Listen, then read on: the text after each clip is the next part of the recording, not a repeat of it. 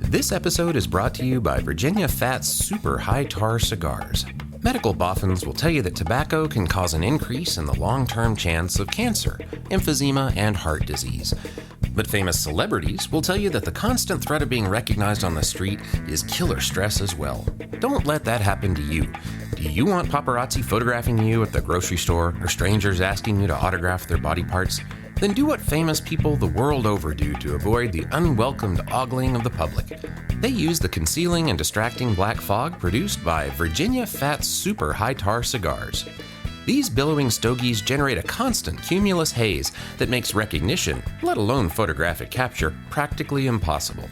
That's why today, on the sidewalks of Los Angeles, New York City, and remote towns in Idaho and Montana, you can find all your media cynosures hiding out in their obsidian thunderclouds of personal carcinogenic bubbles. Walk the streets in total anonymity, just like pop stars and movie idols with Virginia Fats. And when you order, use the promo code REREAD, one word, to try Virginia Fat's Moats, the little cigars for your little influencers.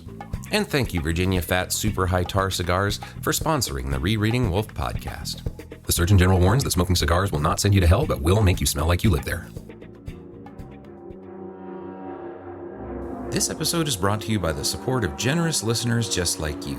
You can learn how to be one of them at patreon.com/rereadingwolf. And thank you, listener patrons, for supporting the Rereading Wolfe podcast. Warning. The following discussion is deliberately riddled with spoilers and unhinged speculation on this nearly 40-year-old book, Gene Wolfe's The Book of the New Sun. You can't read a Gene Wolfe story. You can only reread a Gene Wolfe story. Welcome to Rereading Wolfe. We don't pretend that this is the first time you and we have read these books. We want to understand them in as much detail as possible, and that means considering the works as a whole. Hi, I'm James Wynn. And I'm Craig Brewer. Hi, Craig. Hi, James. Although we're starting backwards again, so I'm going to be the one reading the comments this time. Yeah, let's try and swap out. But we're halfway through the Tale of Student of His Son, and we've gotten one really, really long comment from Mike Farrar, which is actually multiple days of comments that he keeps adding to. So we thought maybe rather than talk about that, let's wait till we finish this one then, because Mike may well go back and add more stuff, and then we'll talk about that next time. He may get a new idea. This story is not done yet. Oh no. But we did get some comments on C.N. Greening's reader interview. All very positive. Oh yeah, totally. And then a couple things about the Christmas story. So I thought we'd go over that first and then get to the story. So first on Facebook, Mark Menderano wrote in to say that he's been catching up on a bunch of episodes and had some questions about Fool's Fire. He said, "Hey guys, I just finished the Fool's Fire episode and wanted to chime in on Jonas's panic attack. You guys have commented often, and I agree, that Jonas seems readily adaptable to his circumstances. Within hours of meeting Severian, it seems, he lands himself a role as sidekick, helper, advisor, friend, confidant, and seems perfectly content to roll with the punches, fairly literally." Yes, that's absolutely true. So maybe he is, quote unquote, programmed to not resist a new orientation among humans once he's accepted a new situation. Maybe that's a part of his primary, directive. In the antechamber, finding himself among people who've been there at least for generations, if not millennia, he senses or knows that with a few days or even hours, he'll adapt to this new environment and lose the impetus to leave.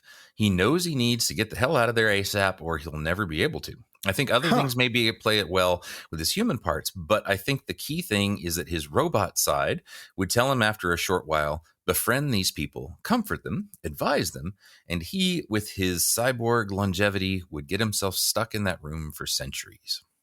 Now, I don't know if there's enough to say that this is true or not, but I really like the idea. It does stack a few speculations on top of each other. And we have no problem with that. No. And I feel like this one actually does make some sense. It would explain a lot of things about Jonas all at once, like why he's so easy to be friends with Severian, possibly why he so quickly gets attached to Jolenta after just, seeing her once. Although I don't know, wouldn't he have been attached to any woman he saw before then? I don't know. But it also kind of explains his freak out. But so still, I feel like this one does a really good job of like finding one explanation that it possibly explains a lot of things. The trick is just not knowing whether or not there's enough in the text to really make it seem that, that's his programming. And that's why he's doing this. So. Yeah, it definitely requires that you posit a single solution and then kind of go with it. And it works. I'm really not in any position to argue against that methodology. The methodology is solid. But what I would like to see is something that might have disconfirmed it, that you could have possibly said, well, if things had gone differently, if he had acted differently, then it would mean that he'd be a different sort of person. Yeah, I don't know. The truth is that it is self-consistent within the antechamber. That's the most anyone has been able to pull off. Yeah, and I just like it because it's totally new. I don't think anyone's ever suggested that before that I know of. Yeah. He's got to get out, or else he's going to settle. He's a nesting robot. I like that, nesting. Yeah. So also on Facebook, let's see, David Dines had a more general question about what's been said about Severian and women. And I bring this up to see if anyone else can remember anything. But he just asked, wondering if there have been any analyses in the New Sun books, including Urth, that focus on Severian's relationship with women. I'm not looking for quick takes like he's sexist, but something more along the lines of, do the women he travels with and partners with develop his viability as the New Sun? What is his choice of Valeria at the conclusion show? He says he's going to try and focus that on his next reread, but wanted to know. And I know I said on there, I don't know of any. I know that Mark likes to talk about how women often serve allegorical roles in a lot of Wolfe stuff. And I kind of piggybacked a little bit on that idea. I know in the our Summary of Shadow episode where I talked about how the three main women seem like they're kind of like developments of maturity in a little bit. Like, so you got Thecla, who's a crush. You've got a more sexual relationship with Agia, and then you get sort of a full relationship, or at least more of a full relationship with Dorcas. But beyond that, I don't know of anyone who's really gone into a whole lot of detail on that. But I do think it needs to be done, like, because it seems like anytime online you bring up the way that Wolfe uses women, it quickly sort of devolves into, whether he's sexist or not. And that's not a particularly useful conversation anymore. At least it just gets away from the text, I think. Right. Well, in response to David's question, I posted a couple paragraphs from Gene Wolfe's interview with Robert Fraser, which can be found online in Thrust, spring of 1983, I believe, and also in Shadows of the New Sun by Peter Wright. And in that interview, Wolfe said that Severian is deeply scarred by his early separation from his mother, and that he tends to gravitate to women who remind him of his mother, women like Thecla or Thea, who are very large, like Juturna, obviously, that Jalinta has very large breasts, or women who are guides, like Dorcas, like Agia. And it has made me think a lot, and I guess I'll probably take this up in the summary, but because I now believe that Thecla is in some sense Severian's mother, it causes me to wonder about Agia, that he fell for her so quickly, so hard, and so solidly, and makes me create a brand new thread of possibility about Agia's backstory. Yeah. Of all of them, she fits the mother role sort of least, I think. Yes. In some ways, the shadow mother or something like that. I don't know. Right. Yeah. He falls for Thecla immediately, and he falls for Agia perhaps even harder. Yeah. So, David, there's a lot to start with, but no, if you're going to work on that next time you go through it, take notes, write it up. Yes. We'll read it. Absolutely. Still on Facebook, Daniel Baradas said that he visited the Anthropology Museum in Mexico City. And while he was there, I thought this was cool. He took a couple pictures of a couple plaques that they had talking about sun worship in ancient Mesoamerica. So I just wanted to read some clips of this just because I thought it was really cool. And absolutely applicable to what we're talking about. It says the pre-Hispanic peoples considered the light and warmth of the sun to be equal to life itself. Therefore, their creation myths saw in the presence and destruction of that star the precarious nature of life and the need for men to help maintain the sun as the supreme deity. So we're already in sort of a different world from, I think, how most of like Western symbolism looks at the sun as like the permanent god that's always the source of light and almost like a kind of highest ideal up there. But I love this about that in Aztec and other approaches, you needed to maintain it. Like it was a cyclical It would be thing constantly going out. to go through. Yeah. It's not the unblinking eye of Greek mythology. But another part that gets back to a little bit about creation. It says the 4 elements of life having come together, earth, wind, fire, and water in the 5th creation, it was the turn of 2 other noumena, or gods, who I'm not even going to try to pronounce particularly, Nanahuatzin Tecucistekal, who became the sun and moon respectively. For this act of generation to take place, both gods had to set themselves on fire. That's why when man was created, he had to repay the gods with his own blood and the fruit of his enemies. So here's this whole thing that regeneration really does require self-sacrifice. We get a little bit more of a kind of mythology that sounds a bit more like Severian and a little less like a typical Greek thing. But I like this. And then the last paragraph gets right to the point in a lot of ways. The sun is the victorious warrior who defeats or puts to flight his opponents, the moon and the stars. It clears away the shadows and the darkness and brings the light and warmth that illuminates the universe. Its rays penetrate the earth, fertilizing it and allowing plants to grow. It's the bringer of life in general. I mean, well, that's definitely the Book of the New Sun there. Oh, yeah. And I mean, I don't know that. Well, I mean, in some ways, I suppose if Erebus and the other monsters are creatures from the stars in some way, then there's that. We don't really get much of moon symbolism quite so much in New Sun, but this whole idea about the point being bringing life and that light actually engendering life and causing life. Yeah, it's really cool. So it was just a nice sort of way that hooks up. And it's not surprising, but if anything, it makes me wonder, because this was set in South America, was Wolfe reading some kind of stuff about Mesoamerican mythology at the time? And I definitely think he was. Yeah. What's really cool about that is it's so different from what most people assume. Like they start to figure out some of the symbolism of New Sun and they're like, oh, okay, well, it's another Christian story. But if it's doing something else, if it's sort of him retelling something about how this pattern shows up in Mesoamerican types of patterns, that's a different aspect than we normally get. So yeah. I don't know. I mean, again, we don't know exactly what he was reading, but anyway, that was just a really useful thing. So thank you so much for sharing that, because it just clarified a bunch of things. Yeah, that was great. Okay, so I had a few questions and comments on the Christmas bonus on our story, how the bishop sailed to Inniskeen. First, Austin Beeman said, great show, really loved the Wolf Ghost story. But he did offer one thing. He said, one clarification, said he thinks that fenced the stone meant stole it or sold it. I think sold it, which actually does make some sort of sense. If she took it and sold it to a museum, maybe. I couldn't remember if it said fenced or fenced in. So hold on 1 second. Oh, here we go. I knew already that she was the one who had fenced the cromlech at the summit of the island. At the summit. Well, yeah, okay. She didn't fence the stone. She fenced the cromlech. It says who fenced the stone at the cromlech. The trick there is that a cromlech is usually, like we said, like a big standing stone. So it would be really hard to move it. Yeah, you couldn't. Because it would be huge. Yeah.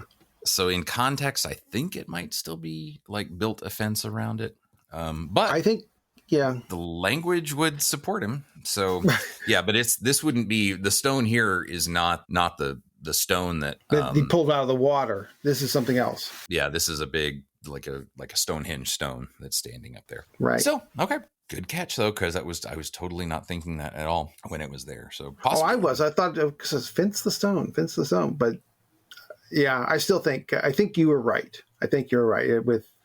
With respect to my own speculations and this one as well, I still think you came down the right one. Woo.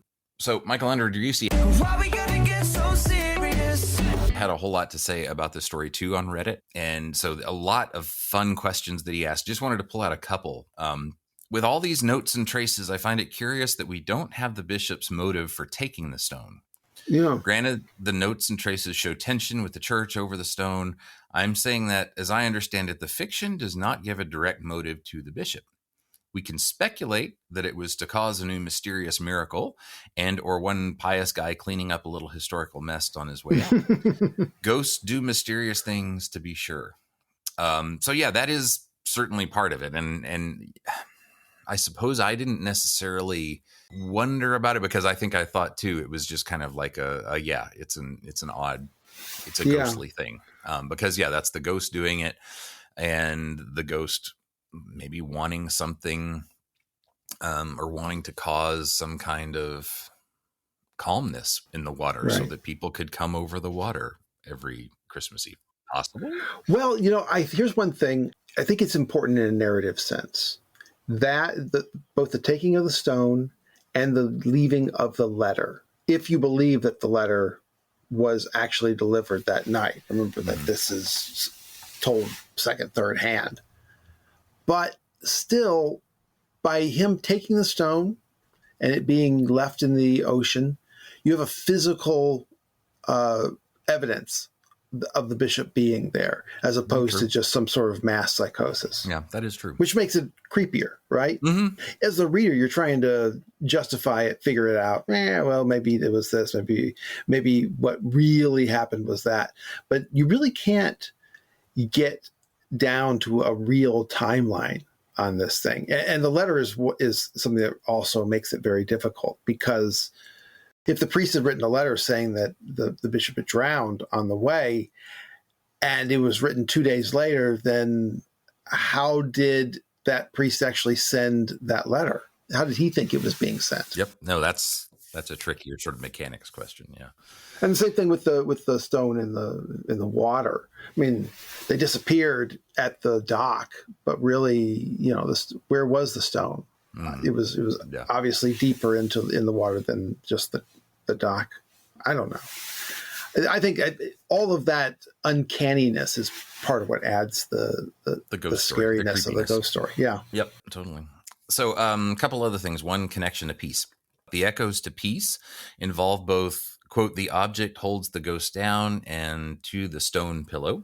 Add to this, the text itself says that the stone pillow was initially a suffering for the saint, so it was used as a burden for the benefit of others. I note all this because the text says that the stone may have held the bishop down or been his pillow, and the holding him down aspect would then be nullified by the removal of the stone by the lady from Dublin. Yeah. What year was that? How long prior to the narrative setting? That is to say, this train of thought suggests that the ghost of the bishop has only come around since the stone was taken away. And I'm not quite sure on that one. I mean, It seemed to be legendary that it was just after this happened was when all these things. That one. I mean, I think that's trying to apply a bit of mechanical logic to this story that is really defied by this story at every turn. So. And that, which, like I said, is part of the creepiness of it. You keep trying to piece it together into some sort of logical machine, and you can't. Yeah. And there was one other question he had that I feel like somebody else had asked, and I couldn't find it. But he said, is there a ghost mass every year, or are all the ghosts waiting? And if they're waiting, that adds more pressure on the narrator, since maybe a mortal is required to be there in attendance, since mortals were at the special one. At the first one, there were 2 ghosts, bishop and boatman, and a bunch of mortals. So maybe at the next one, for symmetry, there should be 2 mortals and a bunch of ghosts. I'm not so sure. The pushing the symmetry, man, is maybe a little harsh on that one. But the question about did this happen every year, or is this a special thing? I feel like either somebody else asked it, or I thought about it and sort of turned it into something else. But that was an interesting question. Well, if it's literally true, then everybody, you, me, everybody, we all have to go to Inniskeep Island, right? At some point and attend that mass. And in an odd way, being a Christian story, having there be one time when you're supposed to go kind of works. I mean, it's a mythic time that you go, it seems like, but it's just like there is a single resurrection. There is a single salvation at the end of everything. I don't know. Yeah, it's like I said in our discussion, I think it's a metaphor. I think it's a metaphor for the call to Christ. The bishop is like a Jesus who's calling us to the mass. And if you don't go, at some point you're going to have to show up anyway. Yeah. Okay. So let's see. We also had our Cian Greening interview, which if you haven't listened to that one yet, please do. Even not so. I mean, the Wolf stuff in there is good, but also just her story is incredibly compelling. And loads of people commented that it was one of the best reader interviews that we've done. Yeah. Mainly just because she was so willing to be so candid and open about her experience. Yeah. So lots of just praise for her. One set of questions again, Michael had some more. Really just kind of responding to her, but a couple things that I thought were interesting. The first, he said, Cian Greening had questions about the red sun of Urth, and for what it's worth, here are my thoughts. She felt that the red sun is not what's expected in the future of our sun through its natural life, and I agree. Based on this, she infers that something weird and not natural happened to the sun at some point in the past, something done by some beings for unknown purposes, and she offers the Cacogens as a likely candidate. And I agree, it was likely something done in the past. And I just wanted to bring that up because that's something that we've hinted at so far, but we haven't really gotten into the bigger backstory or the sort of larger story that's going on here. And we do know, of course, that they talk about there being a worm at the heart of the sun at some point. Right. I just know people have argued forever about whether that was, intentionally put there by the Assadis in order to push us towards this or something like that. And other people wonder if it's just, I will say I tend to agree with them that I don't feel like this is just the natural burning out of the sun. No. I think I think that is emphatically stated by the autarch in Severian's conversation with him. However, don't bury the lead. I think one of the interesting, the most interesting citation that Michael made in that response was that when Severian goes back into deep time and becomes Apupunchau, the sun that he sees is red. It's not, yellow or something. Yep. Suggesting that even at this point, the worm is already in the heart of the sun. And I don't know how to deal with that yet. Might get to save that for some years from now. But it immediately raises questions. Yeah, because I think I've always thought of Apupunchau as being, deep in our past. So, yeah, I don't know. I don't know. Did he bring his son with him, or was that just in Severian's past and in some cycle? Making it worse. I know. We got a long way to go before we get there. Yeah. Just a couple quick things on Tale of the Student and His Son before we get to the rest of it in this, which we are going to finish the story today. I think we had warned or we had threatened somewhere that we would do one episode on each of the 5 parts, but that's the way I originally imagined it. Yeah, honestly, so we did better. Yeah. One, we just have to pat ourselves on the back. Mike Benowitz said, "This is a wonderful episode, one of the best. The Hamlet's Mill lens on this sub-story sheds light on the whole novel for me. This was fairly impenetrable to me, but now I feel like I see that this is one of the maps for how to understand the book at large. In it, drawing analogies to mythic figures." No, you're not. You've actually come up with a good story. And also ignorant when it comes to astronomy and astrology. So he just said thanks. So just wanted to pat ourselves on the back. Yay. And also just tell Mike he's wrong because he actually has come up with some he has sort of mythic, he's very good at analogies. Who are we kidding? I do think that Hamlet's Mill does help a lot when you get to what the heck is a navis kaput? And it all kind of ties together if you look at it just quite right. And one other bit of praise I do agree with is that Stuart Ham said that we were better at summing up Hamlet's Mill than Hamlet's Mill was. And I do agree with that. Absolutely. That's a layup. That's easily done. But but I think personally, I think Gene Wolfe did that as well. And he was my guide. So yeah. So I did want to read one other comment about this because and he called it his own mundane interpretation, but Gary Owens, Gary, Indiana. What a wonderful name. Had some context too, which I think is useful if you're not, if you didn't spend a whole lot of time around professors and especially PhD programs. So, but he says, the setting for Tale of Student and Son is a prestigious university, the Pale Towers, the Ivory Towers of higher education.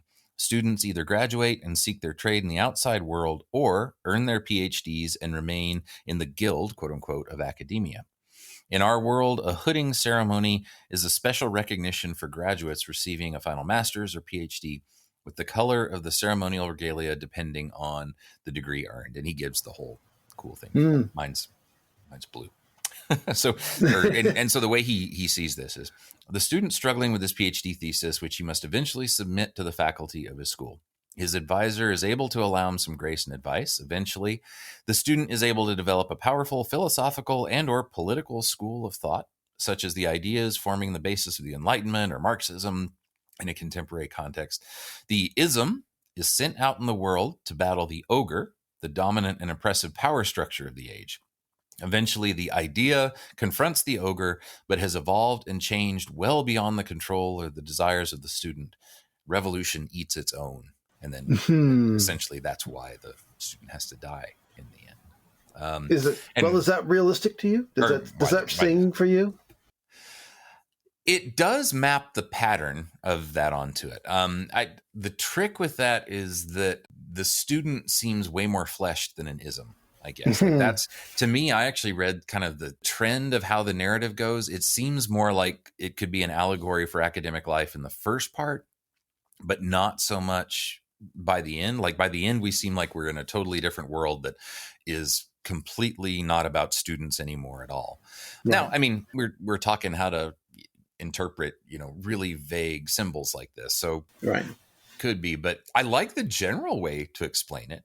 It does make it a whole lot more sort of allegorical, very directly. Mm-hmm. But when we talk about this as if it was, a PhD thesis and an ism, then I feel like it's two things. One, it's a little further away from Severian and Jonas and whatever else is going on. And second, we know that Wolfe's attitude towards the academics that he had would not be quite. He didn't like to champion academics. No, he tended to like to poke fun at them a little bit. Right. He was very G.K. Chesterton. Right. And especially literary people, like literary scholars, he wasn't a big fan of. So, but it is a cool way to map that on there.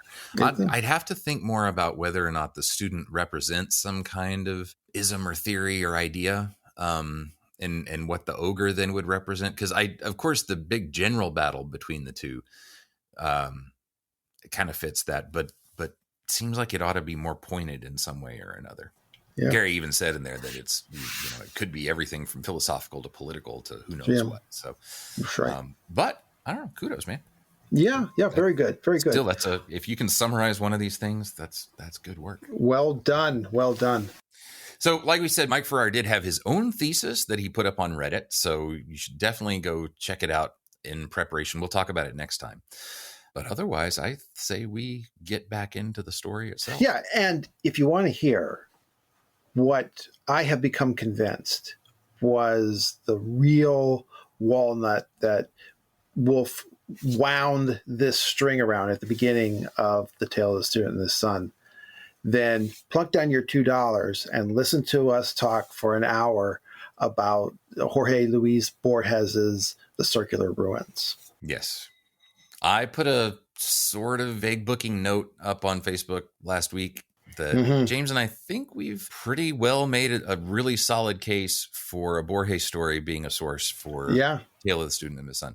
We did that after we recorded what's coming up here, so we didn't get into a whole lot of detail about it. But yeah, if you want to take a listen to that, exactly how that works, that's up on the Patreon episode. Yeah, you've got students, you've got sons, you've got magicians. It's all there. You keep the crooks and charlatans in business, babe. But do appreciate your patronage. James and and I are always thrilled when we have new patrons to thank, and this time we have 5. First, we have 3 journeymen, Oswald S., Taylor Britt, and Adrian Tchaikovsky. And if you're wondering if that Adrian Tchaikovsky is the Arthur C. Clarke Award-winning author of Children of Time, you would be correct. At the master level, we have 2 new patrons as well. First, Brett Loftinus. Brett. And Derek Varn. Oh, I slept in a derelict and I ate off the floor. And James and I are always happy to see his name because he was the first one to ever interview us on his own podcast. And we may just have to throw a link up there just again for the fun of it. But as always, thank you to everybody who signs up on Patreon. Remember that no matter what level you sign up on, $2 or $5 a month, you can always get access to all the extra episodes that we put up there, including the one we just talked about. Check out patreon.com/Rereading Wolfe or check the notes to this show and you'll see a link there.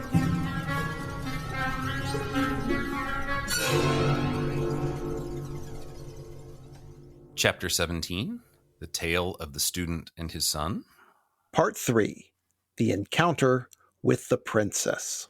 Which was not written by George MacDonald. No, well... There's also no goblin here. Well, maybe there's not a goblin. I don't know. Well, there's also a Curdy. So, Princess and the Curdy. I think there was other princess books too he wrote. Well, we're already deep in it. I guess we'll just go ahead and start this section right out. Let us push through this labyrinth of a tale. Yeah. Without really knowing where we're going. Yeah. Then the young man fared forth, and gathered to him other young men of the city of the magicians to be his crew. And from those who wore the colored hoods he obtained a stout ship. And all that summer he and the young men he had gathered to him armored her, and mounted on her sides the mightiest artillery, and 100 times practiced the makings of sail, and the reefing of the sail, and the firing of the guns, until she answered as a blooded mare does to the rein. For the pity they felt for the corn maidens, they christened her Land of Virgins. So he's got his ship, right? Yeah. It struck me this time how the language here, I mean, he's certainly telling it more like a fable, but this one actually reminds me of stuff from Silmarillion. I don't know, just the cadences. I mean, just the sort of, the wider scope of telling the tale. Like we're getting back and we're talking about whole long swaths of time. I don't know, but just another point about how, we ended the last one with finally he gets to talk to his son, and it's, we get the tiny, tiny little opening of the door, just a little bit more and a little bit more. And now months are passing. Yeah. Right. Yeah. We're just good. This all becomes very action oriented at this point. And let's see, Ori Korsky pointed out that we have a ship and we have a link to Theseus. And so this is technically the famous ship of Theseus, which is a thought experiment that asks how many components of an object, ships, planks, the sails, the rudders, can be replaced before the ship ceases to, be the same ship. And which reminds me of a comedian's joke. He was a juggler, and he was juggling an axe. He says, "This axe belonged to George Washington. I've had to replace the handle and the head." So. Yeah, it was also recently made famous by the WandaVision. Yeah, right. Show, where that's Vision and Vision talked about, their identities there, and they actually seem to come to some kind of agreement because of it. But I didn't buy that part for you. That's me. I like the rest of it quite a bit. But. Yeah, no, it was pretty good. It was all right.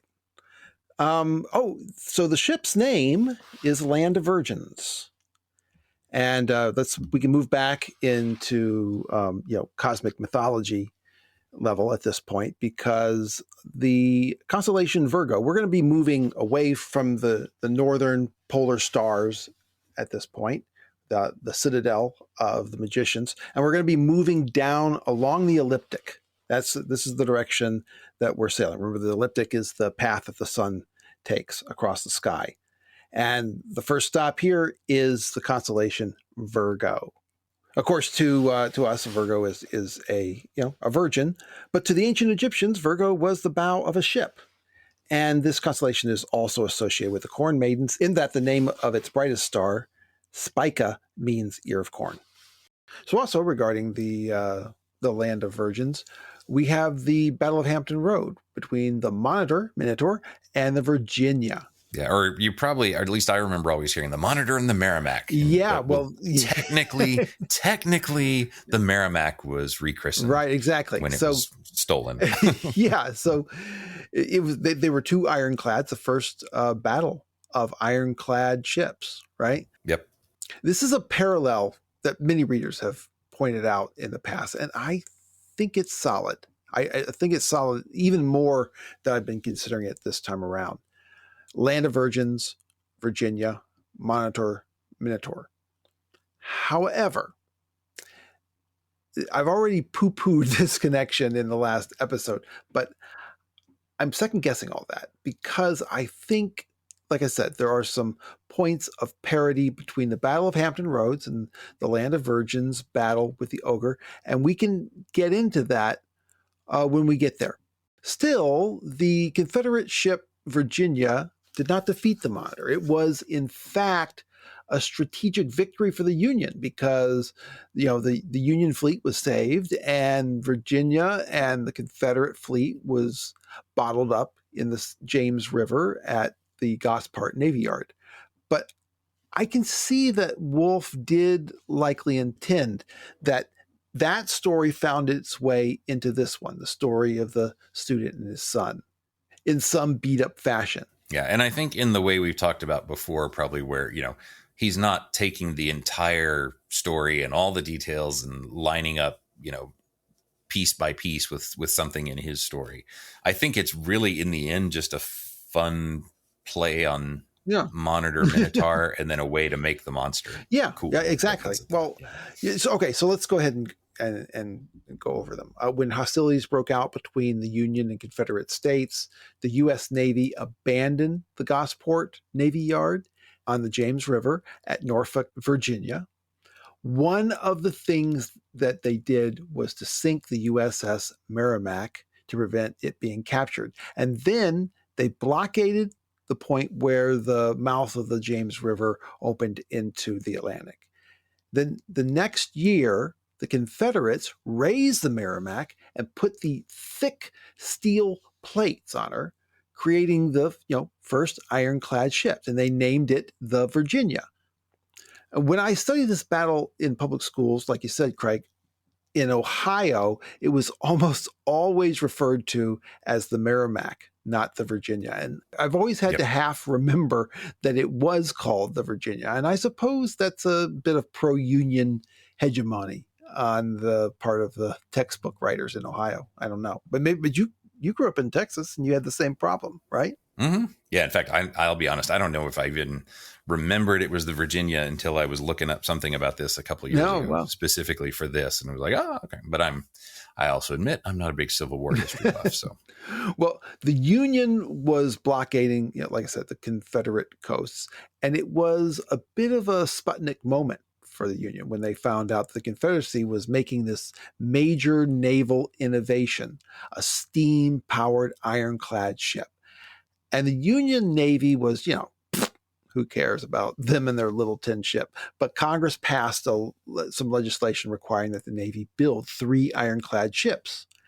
And it was a good idea because the Virginia immediately went into battle against the Union blockade and made hash of the entire fleet as they were helplessly firing against the Virginia's hull to little effect. However, it was still beat up a bit in trouncing a whole fleet of Union ships. And this was known as, again, the Battle of Hampton Roads. Now, the first ironclad ship that the Union had built was the Monitor, and it was rushed to the battle. It was designed to be very maneuverable, and it was very lightly armored, which gave it an advantage of speed over the Virginia. And it did not have the weaknesses of the Virginia in that its hull was well below the waterline, just like the Monitor. And it also had, and this was another parallel to this story, it had this armored turret that could fire in any direction. and otherwise it presented very little above the waterline. And when the Confederates on the Virginia first saw it, they thought it was just a raft. However, the power of the naval cannons had not advanced along with the new innovation of ironclad protection. And it was a slugfest between these two ships for 2 hours without a winner. And so it was a draw. And still, here's a point of parallel to our story. There was a major point in the battle when the Monitor had to retreat because the Virginia hit her dead on the pilot house, the little fortress above the water that was used to steer. And the captain was blinded by a gunpowder burst. And so to wrap up the Monitor versus the Virginia story, the Monitor retreated and the Virginia retreated up the river to the Navy Yard. The Virginia was not considered to be capable of travel on the ocean, even if it broke through the blockade. So a few months later, the Union forces were advancing on Norfolk, so they scuttled the Virginia, and today, very little of it has been found because it was heavily salvaged after the war. Now, the part of this that I did not know until you told me was the part about the captain being blinded by the gunpowder smoke, which, how do they finally confuse him? Right, exactly. They blow smoke in his direction. So that makes a lot of sense. Like, and it totally, again, seems like Wolfe taking details from something and just having fun retelling them in different contexts. Yeah. But, somebody's telling the story of the Minotaur, and here's another one. See, they just changed it a little bit. Yeah. The Monitor, they mean Minotaur. So I know people have tried to say things like, okay, so is there something about, the Civil War and the two sides and slavery and all this? And I don't see that. I really do feel like it's just about the details of this story that he decided to sort of mix up in here. I mean, once you get to the larger thing about, okay, so is this also an allegory of the Civil War somehow, and applying that to either the Tale of the Student of the Sun or to Book of New Sun, and that I really have a hard time finding, just because I don't know exactly how that would all play out. Yeah, I think that's showing an interest in things that it looks to me Wolfe had no interest in this case. Yeah, not in this context, yeah. But it does explain sort of more about how, what it's doing is the whole purpose of the Brown Book is talking about how details of history and myth all get mixed up and the contexts are completely lost and mistaken and forgotten. And so it's cool. You have two different stories, one mythic, one historical, and they get mixed up in some other totally wrong story. Yeah.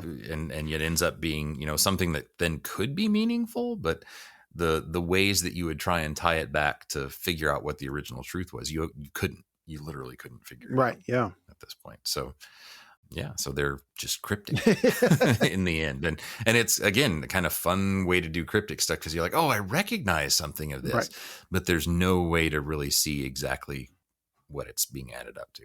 Imagine a writer who didn't have a central vision, but who is able to use a whole bunch of sources. It's like those AI paintings. Or something. Very much. Yeah. This is clutter. Yeah. This is the clutter of antiquity, where as the story goes along, different elements get tacked onto it, are merged with it, are mistaken as believing that they are related when they aren't, but they kind of are. So, it's beautiful.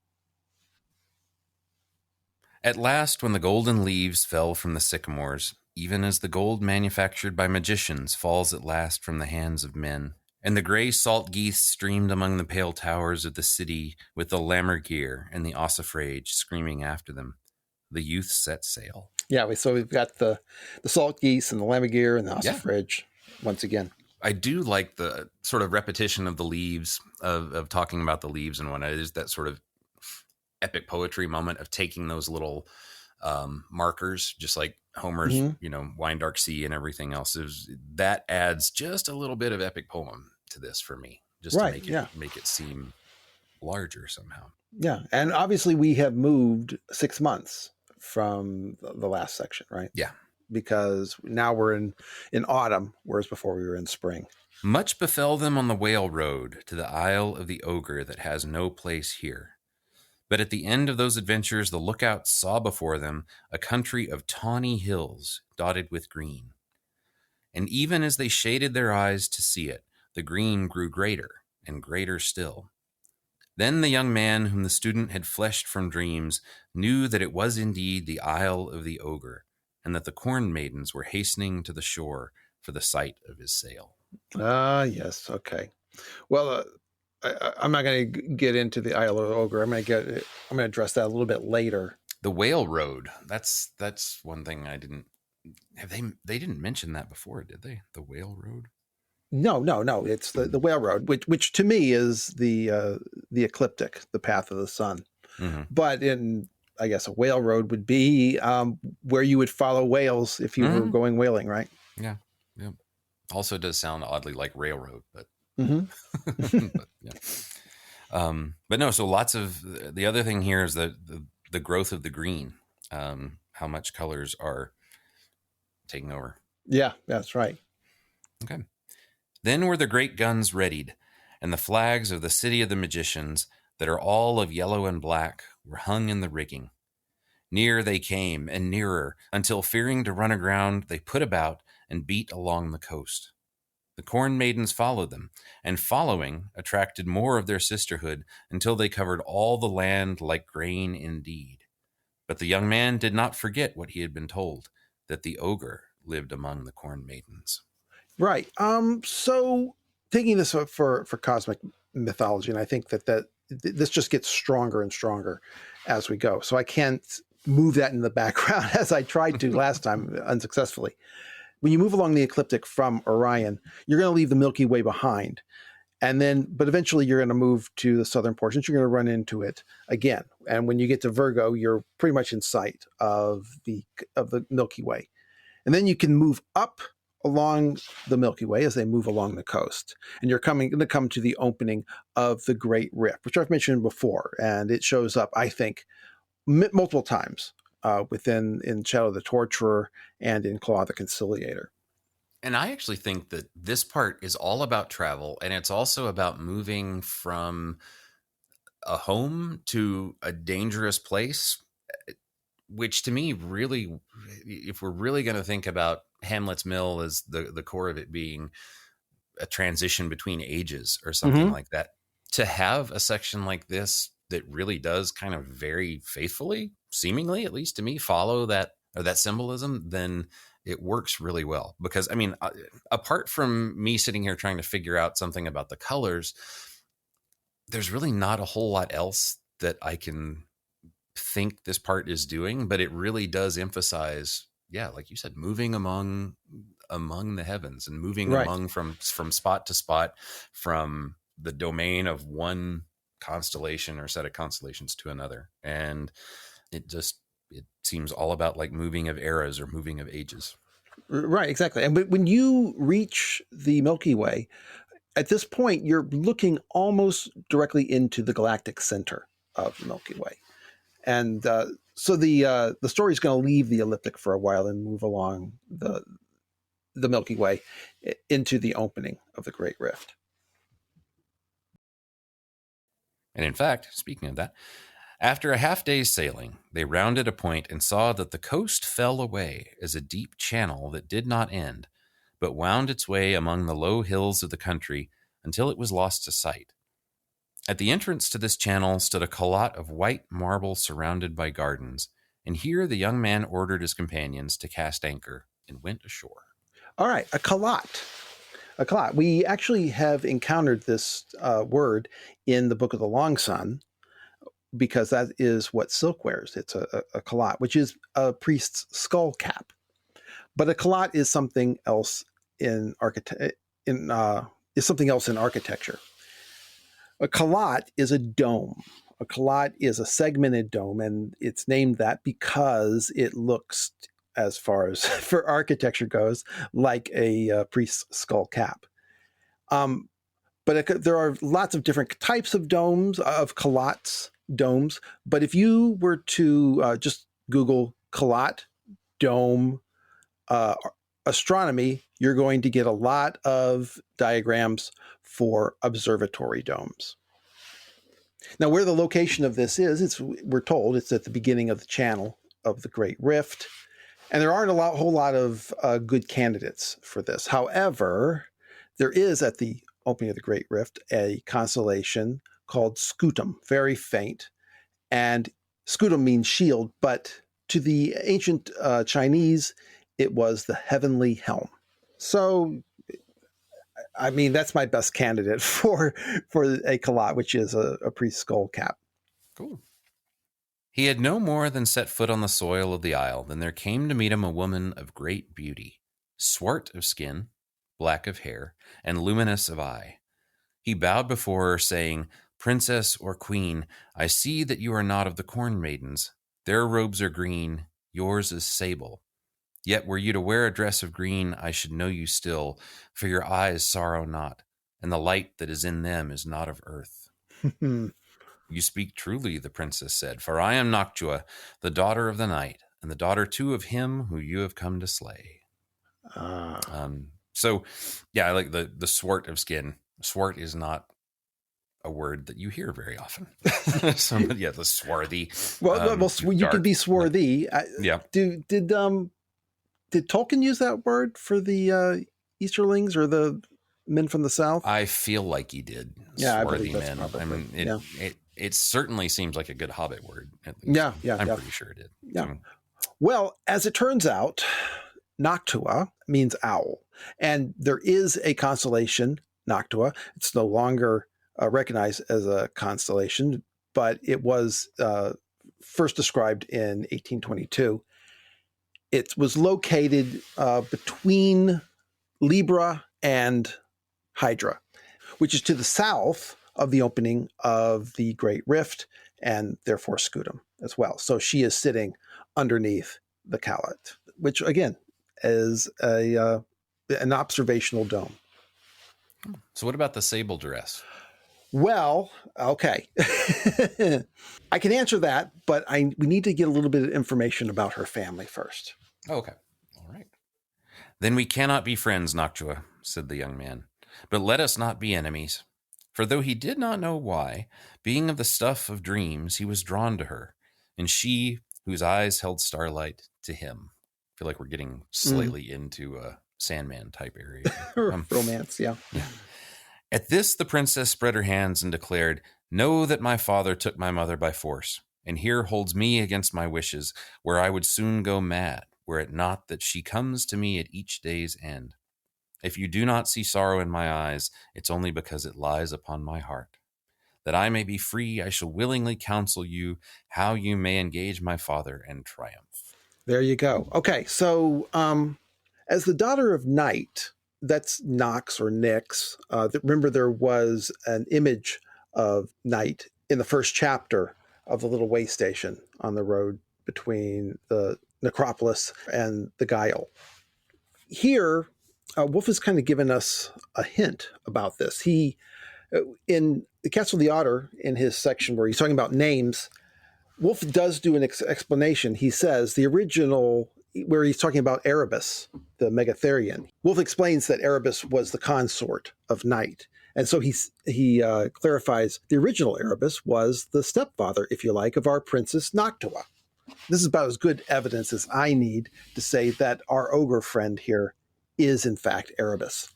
And we also find out from Hesiod that the daughter of night is Black Cur, who is the personification of violent death. Okay, so let's talk about real world now. We've got Noctua, who as an owl is associated with Lilith. Lilith is another term for owl. So Noctua's name, as I said, Greek for owl, and the Old Testament Hebrew word for screech owl is Lilith. And in the Greek myths, Robert Graves identifies Lilith as Cur. And Jorge Luis Borges reported that in popular imagination, Lilith often assumes the form of a tall, silent woman with long black hair. So we've got all the pieces. It's all coming together. And did you say Cur? C-U-R? K-E-R. Oh, K-E-R. Okay. Yeah. Actually, Cur is one of those goddesses that eventually gets broken up variously into three or more persons, known plurally as the Caries. And as such, she's associated with other triadic goddesses of retribution, fate, and birth. Gotcha. But she's the daughter of night. She's the personification of violent death. This, I'm going to say, is Thecla or Thea. It depends. If I had only read the Book of the New Sun, then I would probably say that this is Thecla and that our hero is self-evidently Severian. However, because of the intro about the student and his son, crafting a student from dream stuff, and knowing from Urth of the New Sun that there's no record of Severian ever partaking in this battle, then I would say, well, this must be, the first Severian, and therefore this is Thea.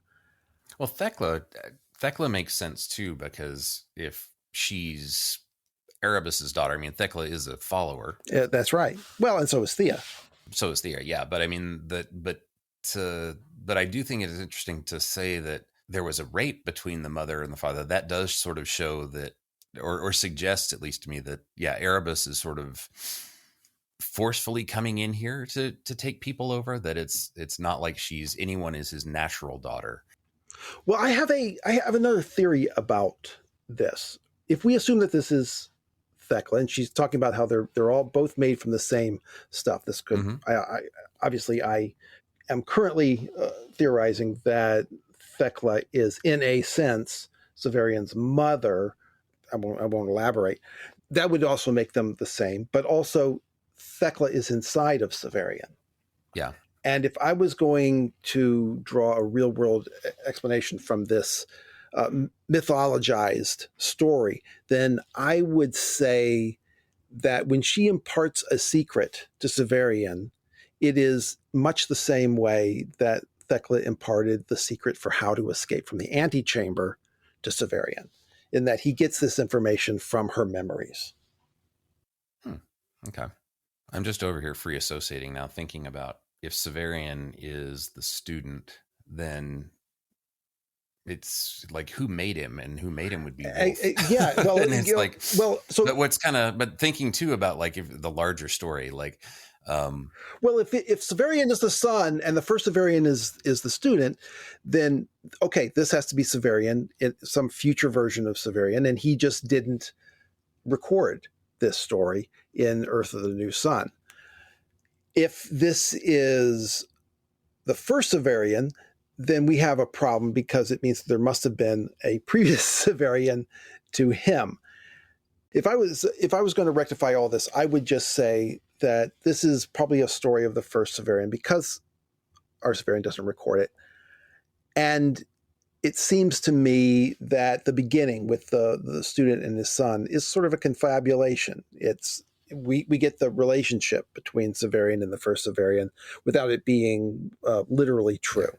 No, I definitely see that coming from the first Severian thing. I was just thinking, like, going back to something I haven't talked about in a long time, but that I want to come back to eventually here, but is that this is a story where myths create reality. Because what I like then is that you have this learned guy, this magician, who eventually creates a hero who can go and defeat the bad thing and bring about some kind of salvation or something like that. And to think of like it actually be not an internal allegory, but maybe an allegory of Wolfe and Severian. But I just like the idea of Wolfe talking about how he creates a son and how he creates characters in this sort of weird mix of procrastination and delay, but then also, intensely hard work. And then suddenly he just appears and has agency of his own. Right. And becomes more real in some way. So becomes so real to him that when he thinks he's dead, and when you lose your dreams, there's no point left. But anyway, that's a totally different direction than how we're largely taking it. But it just popped into my head. All the young men of the city of the magicians grew quiet and gathered to listen to her. First, you must understand that the waterways of this isle turn and turn again in such a way that they can never be charted. You can by no means use sail as you wander them, but must kindle your furnaces ere you go farther. I have no fear of that, said the young man, fleshed from dreams.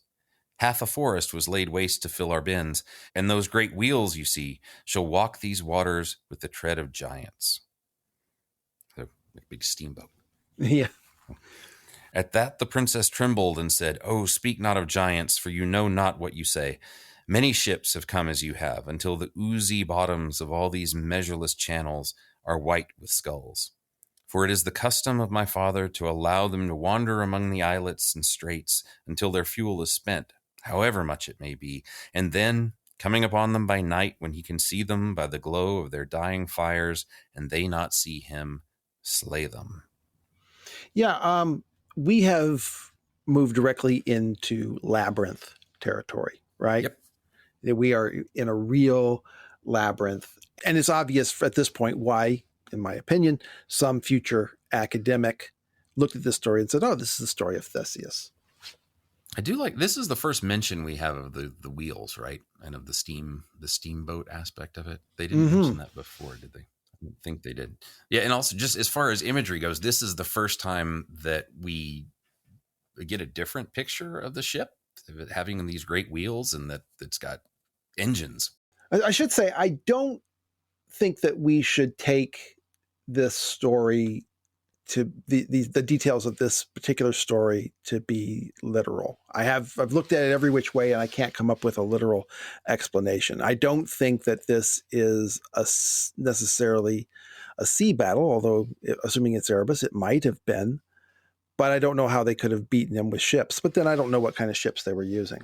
Yeah, I don't think it is. I mean, it seems definitely like it's something else. I mean, yeah. And also if assuming, as I kind of do, that Jonas is involved in this story, that would suppose that he was part of some sort of space battle, if that's true.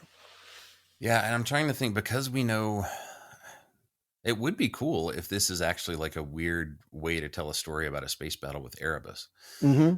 But we know so little about anything about the Megatherians off of Earth that it just seems so far out. No, I have to admit, I think in the end, it's more, at least as far as how it relates to the bigger story, I feel more like it's a story about how Severian can beat Erebus in the end. Oh, okay. Yeah. And at least that's, so it's more sort of a yeah, a little instructional. a little bit, yeah, but probably less about tactics and more about, you know, beating giant space monsters for dummies. Right, but we'll talk about exactly how, like, what does the sun do that actually wins the battle in the end? And there's, you know, it's sort of like what virtues, yeah, does he have to have, that kind of thing? Yeah, sure. Okay. All right, so we move on. Then the heart of the young man fleshed from dreams was troubled, and he said, "We will seek him as we are sworn, but is there no way in which we may escape the fate of those others?" At this the princess took pity on him, for all who have the stuff of dreams about them seem fair in some degree, at least to the daughters of night, and he fairest of all. Thus she said, "To find my father before your last stick is burned, you need only search out the darkest water. For wherever he passes, his great body raises a foul mud, and by observing it, you may discover him. But each day you must begin the search at dawn, and at noon desist. For otherwise you may come upon him by twilight, and it will go evilly with you." "For this counsel I would have given my life," said the young man, and all his companions who had come ashore with him raised a cheer. "For now we will surely overcome the ogre." Easy peasy. Right.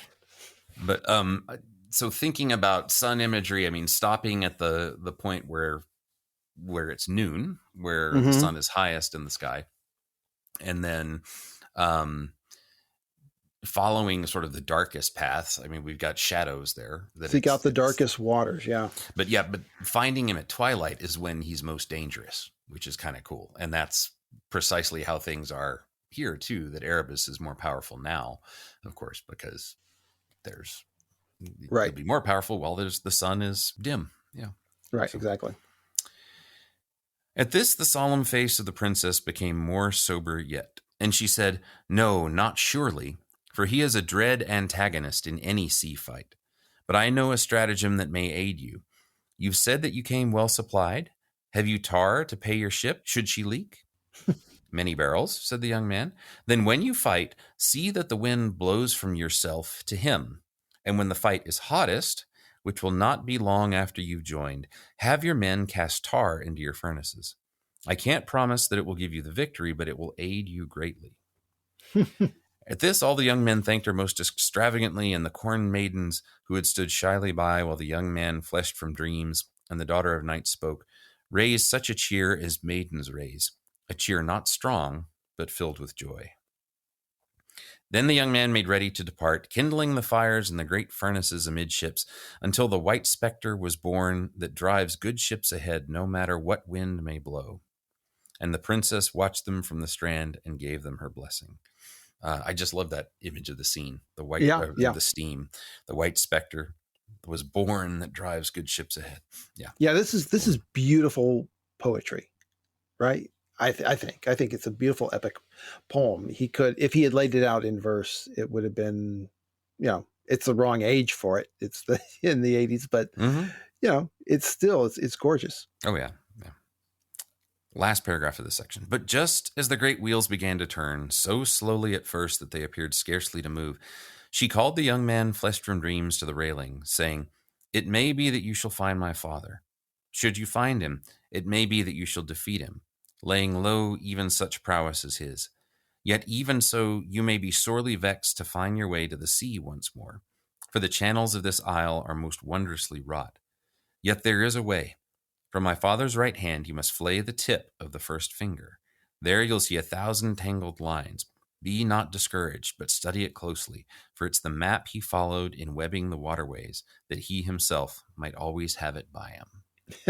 Okay, well, I will say that from a cosmic standpoint, the great wheels that are turning for a ship, these are nothing but, well, I say nothing but, these are the circle of the ecliptic, the path that the sun takes across the sky, and the circle of the Milky Way. Okay, cool. As for the ogre's fingertip, first place, look at your fingertip. It's a big whirling sky. This is the whirling of the heavens. Mm-hmm. And the lines that are cast are just the constellations. And it's also a different way to get out of the labyrinth than Theseus. Yes, right? It's not just the Theseus story. Yeah, and it's a totally different way of doing things, because in the actual Theseus story, the whole point is he takes a piece of string and he's just going to follow that the same way in that he did. But with she does give him she gives him a secret, a plan in order to defeat the labyrinth. But still, it's I can see why someone would say, "Oh, well, this is kind of retelling of the Theseus story." But then again, when you look at it more closely, you can say, no, it's not. You're imagining that these are the same stories.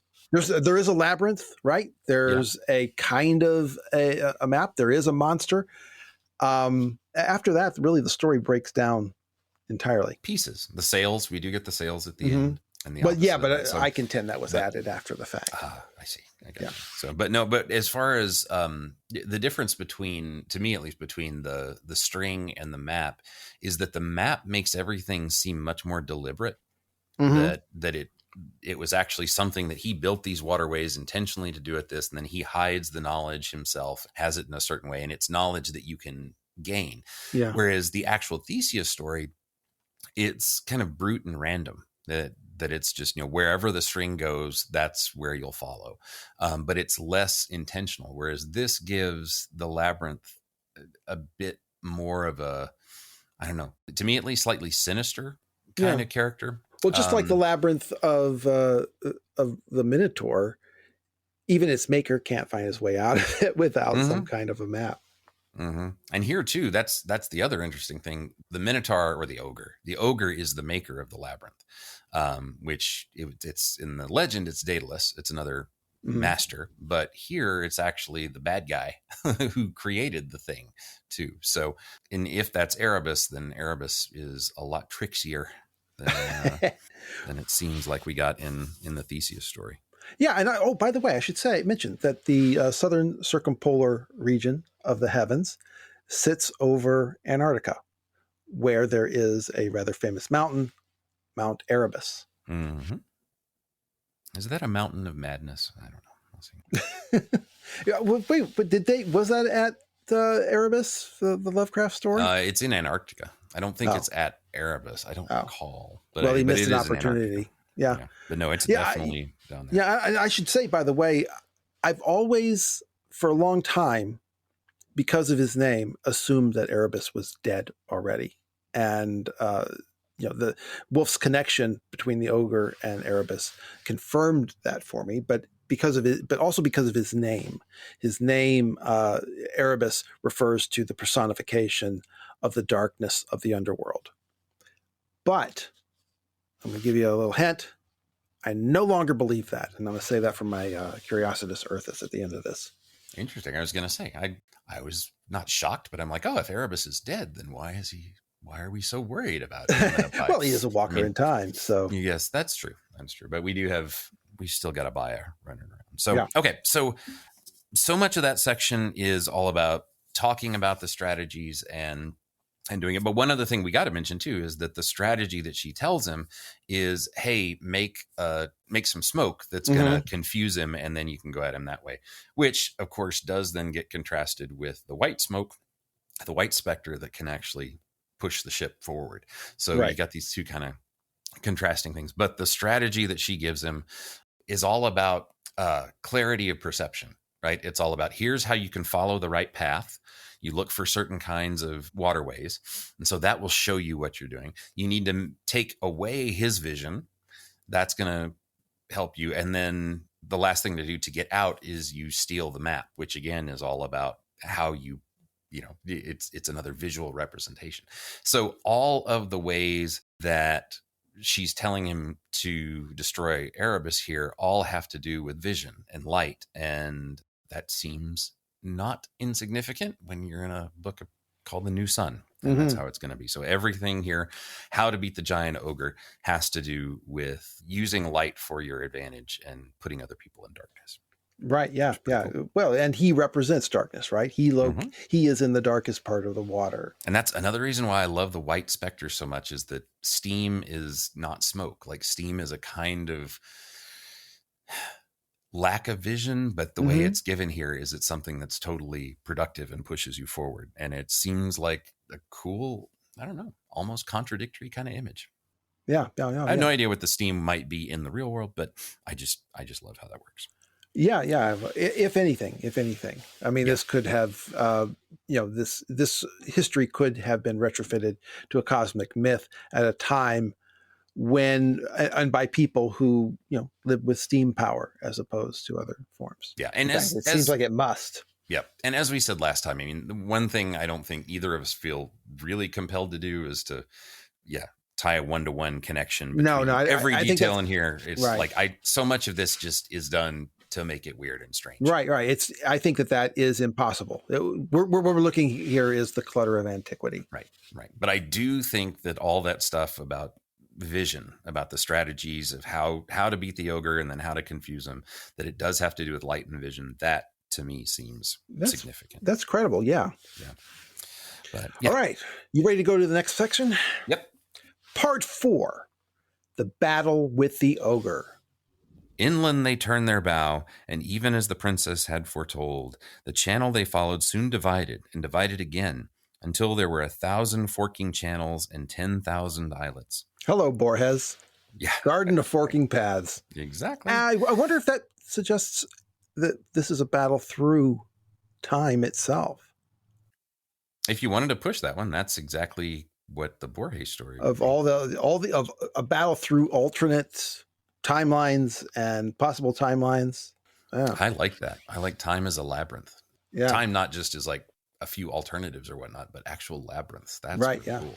That's not an image you usually see, even though time travel stories do get all twisted up a lot of the time. Yeah. Oh, yeah. They're met. And sometimes you do have to work to find your way out.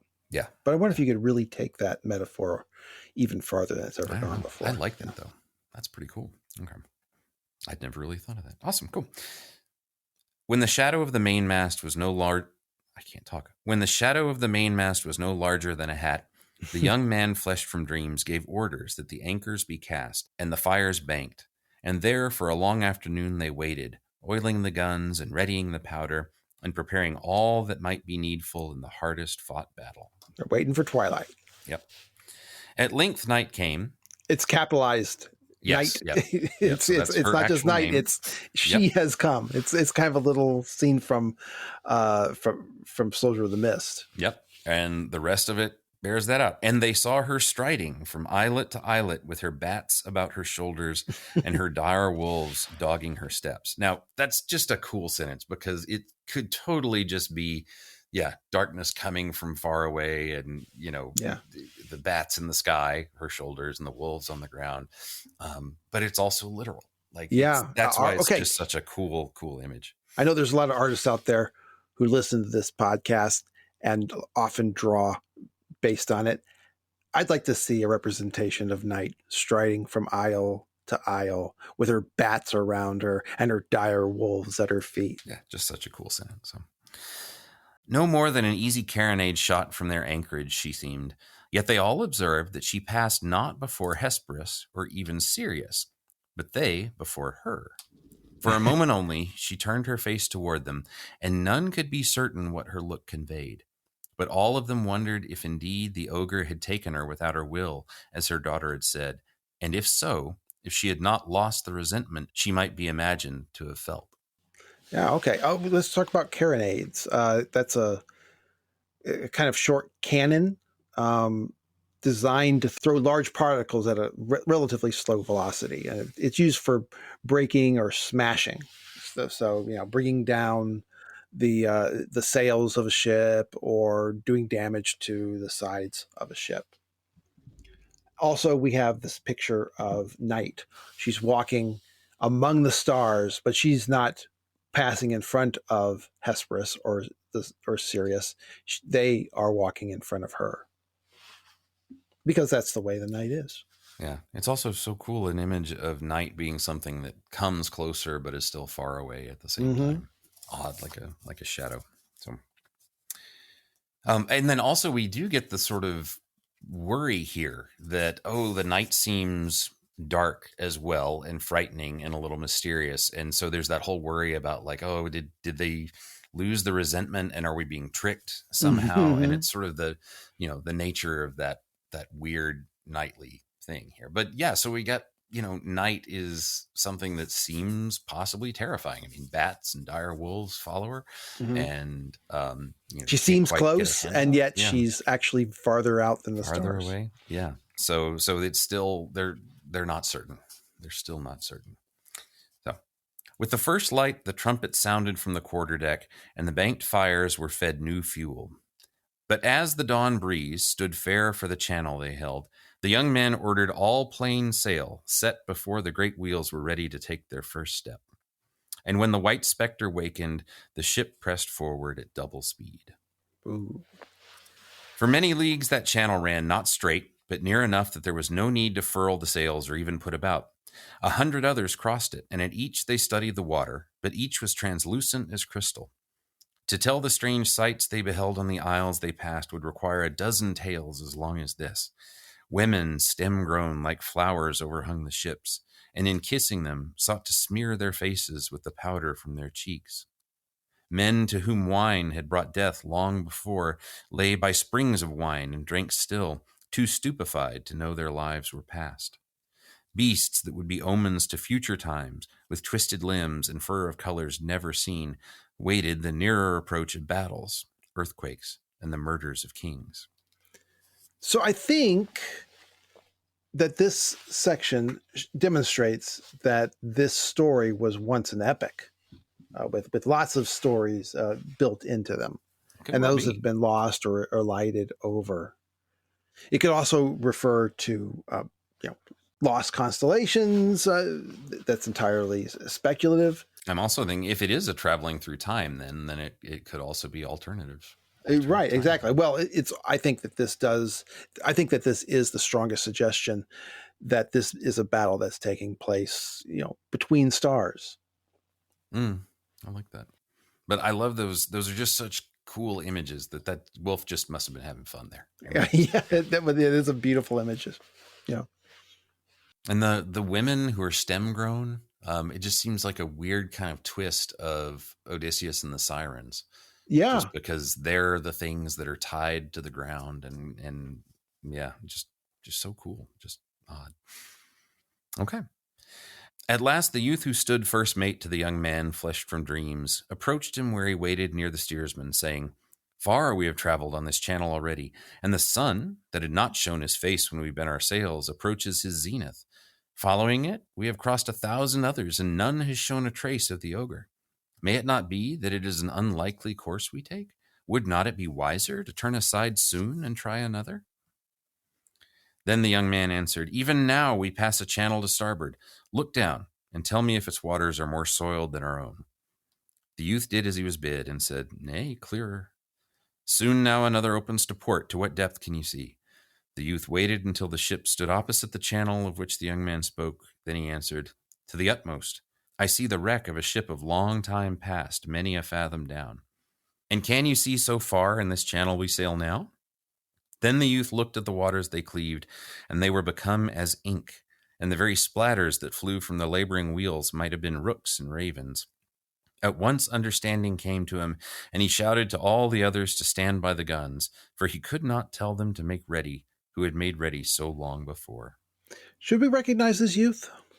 I mean, the problem with, like, I was thinking, where does Jonas show up in here? Mm-hmm. The difficulty with this guy being Jonas is that Jonas never really, to me at least, seems to doubt exactly like this. He doubts himself. Well, maybe it's not Jonas. Maybe it could be Miles, or it could be Robo Jonas. In which case, probably, I don't know. Maybe, in which case, it's really not the same person. Yeah.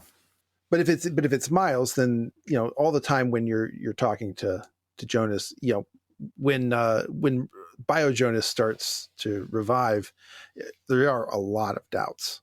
Yeah. And if it's a youth, then it would be a younger version of Bio Jonas. Yeah. And it's an odd passage too, because in some ways it doesn't make sense. Like, why is this kid questioning him? He's like, "Dude, didn't you hear the lady who said what we're supposed to do?" And it made sense. And plus, what are we going to do? Just take a random thing? Well, you may have, maybe she didn't know as much as she thought she did. Yeah. Right. But it's also cool because then it sets up, oh, and look now, and the water's right below us, and it's like super dark. And so, like, get ready because we're getting closer and closer. So it is cool for that. But yeah, otherwise, I don't really know what to do with the kid. Yeah. So ahead lay an islet higher than most, crowned with tall and somber trees, and here the channel bent gently, so that the wind that had been dead astern was at the quarter. The steersman shifted his grip on the wheel, and the watch paid out certain sheets and tightened others, and the ship's prow came around the quick curve of the cliff, and there before them lay a long hull of narrow beam, with a single castle of iron amidships, and a single gun larger than any they carried thrusting from its one embrasure. We finally see the ogre, or at least the Naviskaput. Yeah, the only thing that kind of strikes me as different here is how quickly the transition is from describing the landscape and to the critter, which, if Erebus is both a mountain and a monster, that seems kind of cool. That that you start with the quick curve of the cliff, and then there lay the long hull of the narrow beam. So that's a reach. I don't think that's intentional, but yeah, it's just kind of cool. So they start shooting, and at this point, the actual battle begins. Yeah. So then the young man, fleshed from dreams, opened his lips to shout to the bow chaser crews that they should fire. Before the words could be spoken, the great gun of their enemy roared, and its sound was not as thunder or as any other sound familiar to the ears of men, but rather it seemed that they had stood in a tall tower of stone, and it had fallen all around them in a moment. Ah, wow. There is a parallel to this description, the tall tower of stone, back at the Man-Ape's cave, that he felt like if a tower had could walk, that would be the sound of its steps. But from a cosmic mythic point, this cracking, this sound, this banging, this is the movement of the heavens. It's the collapsing of the stars. Just as with Starry-Eye Igor's, when you cut his throat, the sky shifts. It doesn't shift immediately. It shifts slowly over time.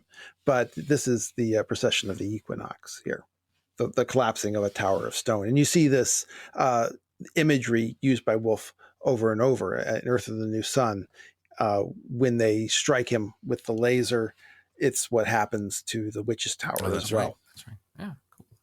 And the ball of that shot struck the breech of the first gun of their starboard battery, and striking it broke it to pieces and shattered itself as well, so that the fragments of the breaking of both scattered through the ship like dark leaves before a great wind, and many died thereby.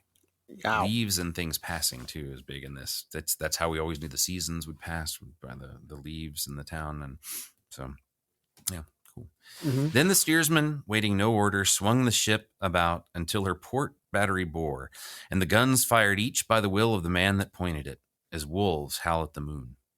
And their shots flew about the single castle of the enemy to either side, and some struck it so that it tolled knells for those who had perished a moment before, and some struck the water before the hull that bore it, and some struck the deck, which was of iron also, and at that contact fled shrieking into the sky.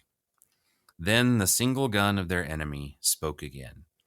And so it continued, in moments that seemed whole years of time. At last the young man bethought him of the advice of the princess, the daughter of night. But though the wind blew strong, it was hardly more than astern of his ship. And if he were to shift until it blew from him to his enemy, as the princess had counseled, for many moments no gun would bear but the bow chasers. And then when a battery might be brought to bear, it would be the starboard, of which one gun was destroyed and so many men dead. So all of a sudden now we're getting here into good old ship battle stuff that we know Wolfe likes. Yeah. The bow chasers, he wouldn't be able to give them a broadside of his cannons. He'd have to use only the guns at the very front.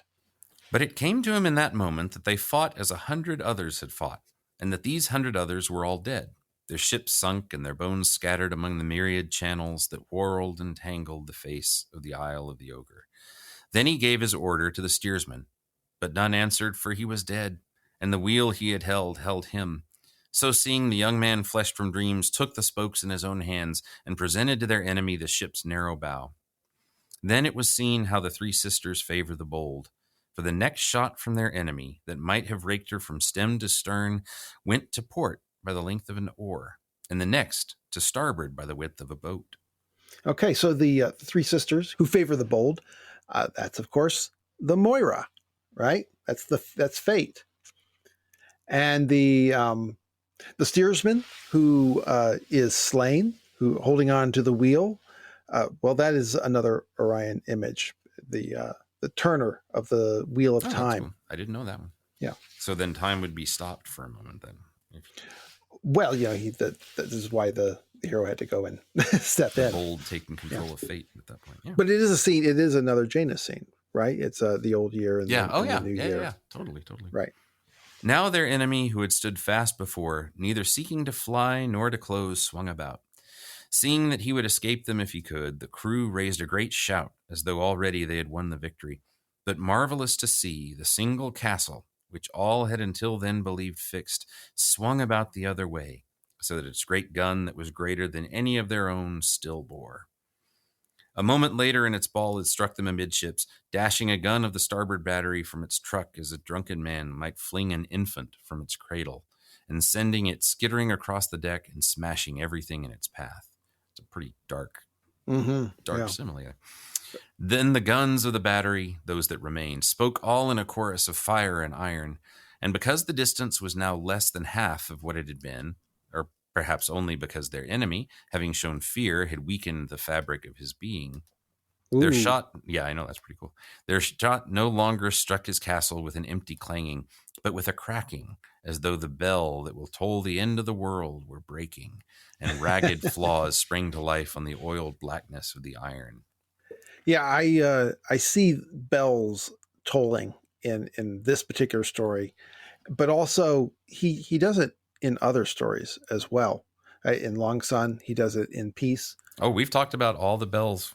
Absolutely. Yeah. So these reflect the end of the world, the time when the old gods descend beneath the sea or into the underworld, and then new gods have to be selected. So it's a brand new world. It's a flood. Yeah, but that's so cool that we get that here again, because we've talked about all the times, especially in Shadow, when the bell rings with Holton, or the sound of the bell that he hears. So Then the young man shouted into the gosport to those who had remained faithfully in the engine room, feeding the furnaces with tree rack, telling them to cast tar into the flames as the princess had counseled them. At first he feared that all there were dead, then that the order was not understood in the din of battle. But a shadow fell upon the sun-brightened water that stretched between their enemy and himself, and he looked upward.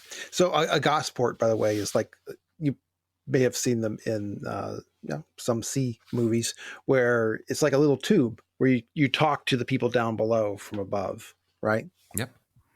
But just cool here again that the strategy they're going to use is to use things that they're going to use the tar for a purpose it's not meant for. And then what they're also going to do is mess up their beautiful white steam that's been driving them forward.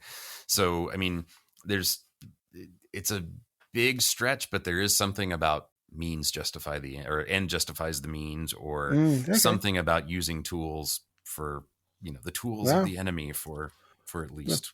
War is a dirty business. Exactly.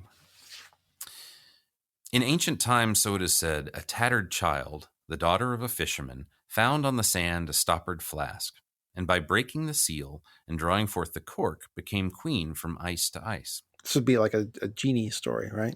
Yep. And also we're getting this right in the middle of the battle too, this little story.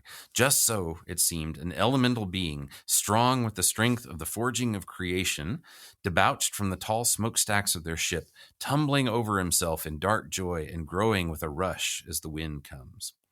Oh. Which, I mean, this is a cool image to have right after that tolling of the bell, right?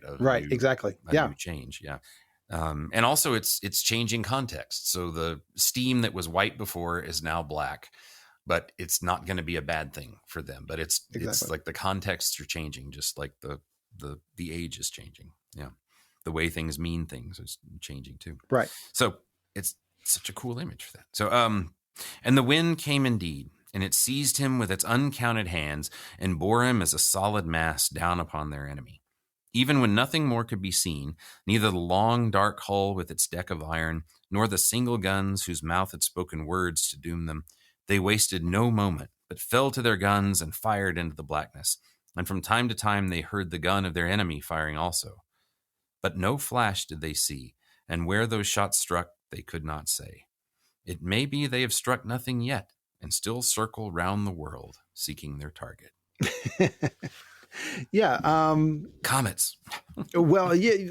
Or, I mean, it could be the constellation Sagitta, which is close by to where all this action is taking place. It's the arrow, which, still does circle the world each day in search of a target. That's pretty cool. They fired until the barrels shone like ingots newly come from the crucible.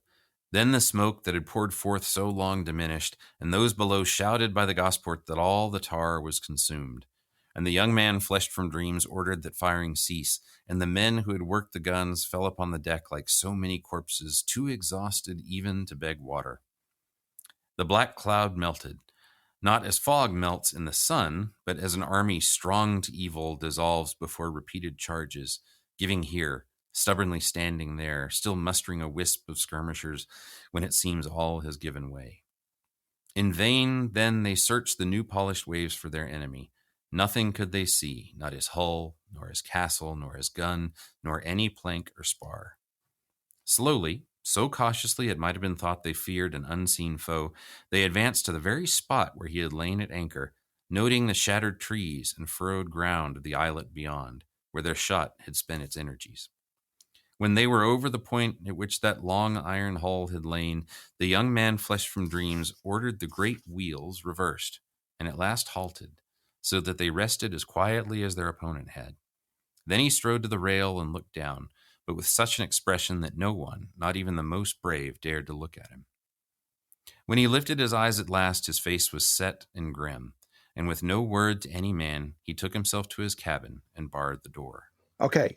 I think from this point, we're leaving aside actual, details of movements of constellations, and we're going to a real procession of the equinox story, where essentially the young man is descending into the ship, which is beneath the horizon.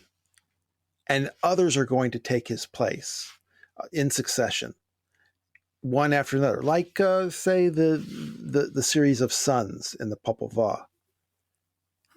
Cool. So, and then when eventually, of course, through the precession of the equinox, that which descends will rise again, and that's also, according to Hamlet's Mill, is the lesson of the myths. So the son, the hero, is descending below into his cabin. Others are going to take his place as proxies, one after another, and he will rise again from his cabin. Yeah, and everything that happens is now what we'd expect. Then the youth that was second to him ordered the ship put about, that they might return to the white calotte of the princess, and he ordered also that wounds be bandaged and pumps set in motion, and such repairs as could be made begun. But the dead he kept with them, that they might be buried on the high sea. Let's go on. Part 5, The Death of the Student. It may be that the channel was not so straight as they believed, or that they had lost their bearings in the fight without being aware thereof, or that the channels twisted, as some alleged, like worms in a lich, when no eye was upon them.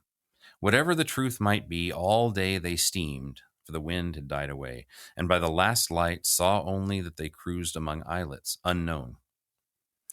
All night they lay to.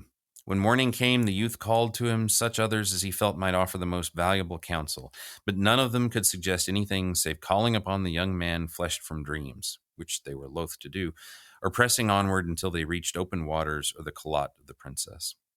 That they did all day, striving to hold a straight course, but winding against their will among the many turnings of the channels, and when night came again, their position was no better than before.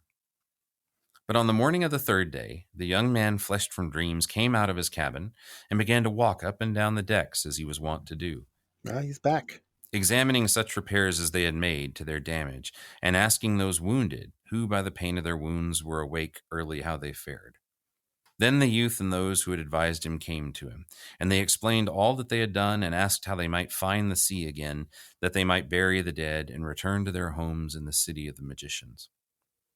At this he looked up into the very vault of the firmament, and some thought he prayed, and some that he sought to restrain the anger he felt against them, and some only that he hoped to gain inspiration there. But so long did he stare that they waxed afraid, even as they had when he had peered into the water, and one or two began to creep away. Then he said to them, Behold, do you not see the seabirds? From every corner of the sky they stream. Follow them. Until morning was nearly done, they followed the birds insofar as the winding channels permitted, and at last they saw them wheeling and diving at the water ahead, so that their white wings and ebon heads seemed a cloud low hung in their course, a cloud fair without, but thunderous within. When the young man fleshed from dreams told them to load a carronade with powder only, and to fire it, and at the crash of the gun all those seabirds rose mewing and crying.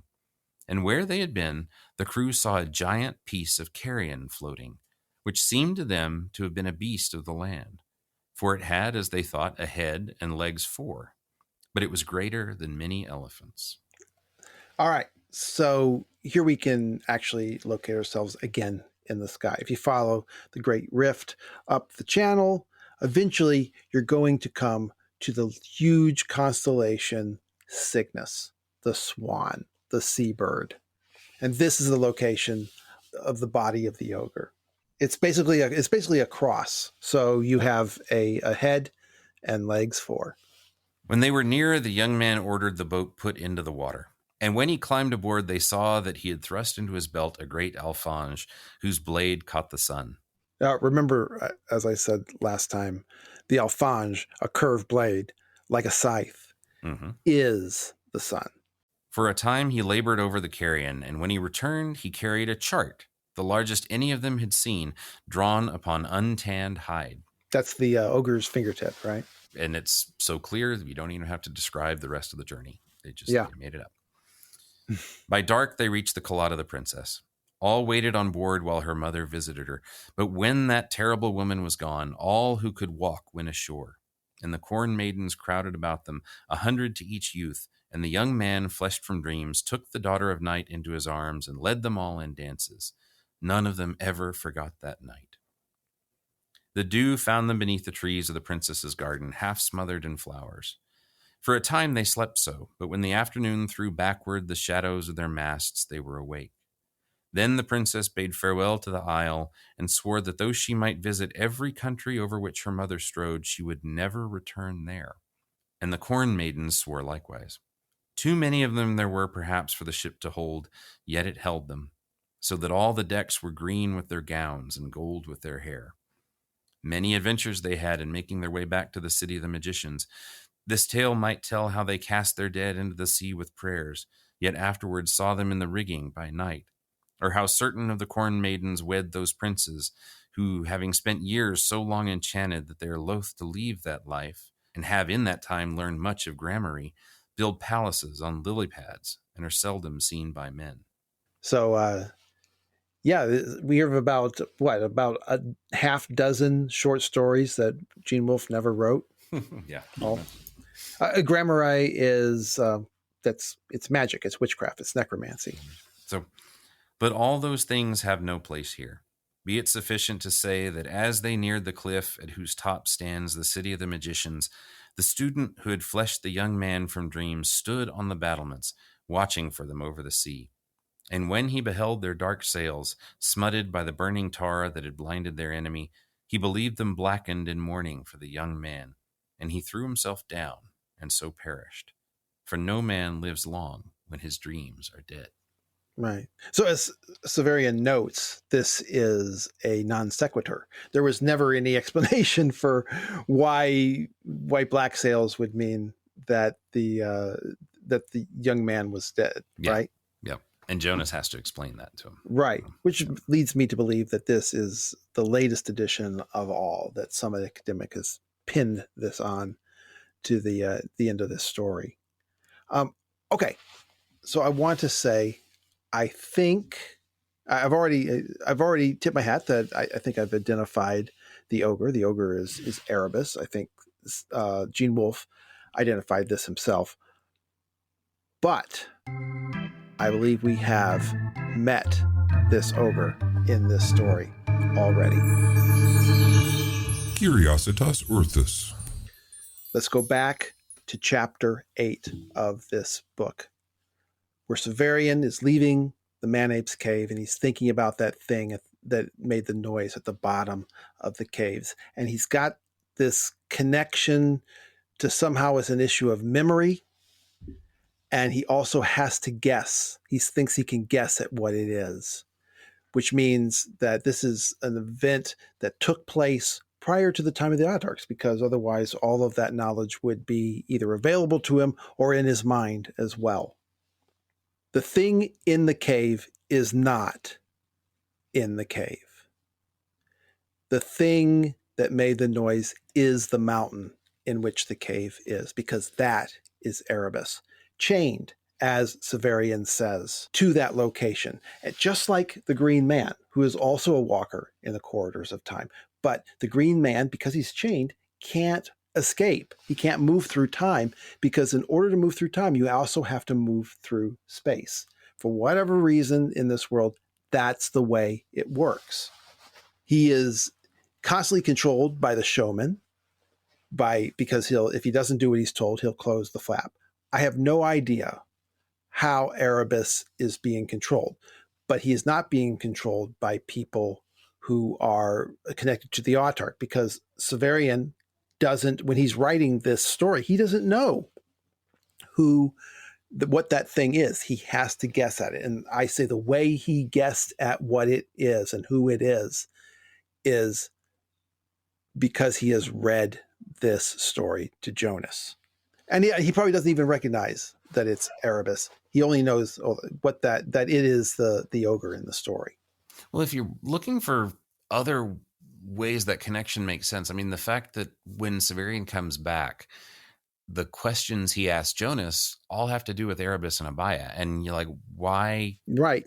Why? I mean, like, what has happened that makes you think of that? You just had like this other crazy adventure somewhere. So why? Exactly. Yeah. Why are you asking about that? And I don't think I questioned that before, but that, interesting. Okay. Yeah.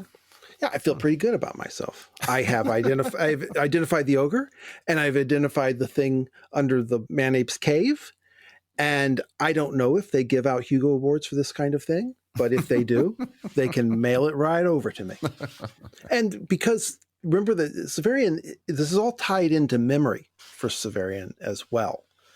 I don't know if it's you can interpret that as Severian.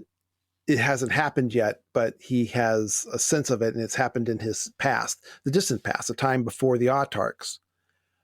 Or you can say he remembers it because it occurred to the first Severian as in a previous iteration of himself, who is, as he said in the final analysis, himself as well. I didn't know that's where you're going with that, but I kind of like it. I've been trying to keep that one in my pocket. It's not all that easy. But the trick is you're always thinking, what is that thing at the bottom of the cave? What's that thing at the bottom of the cave? No, Jonas explains.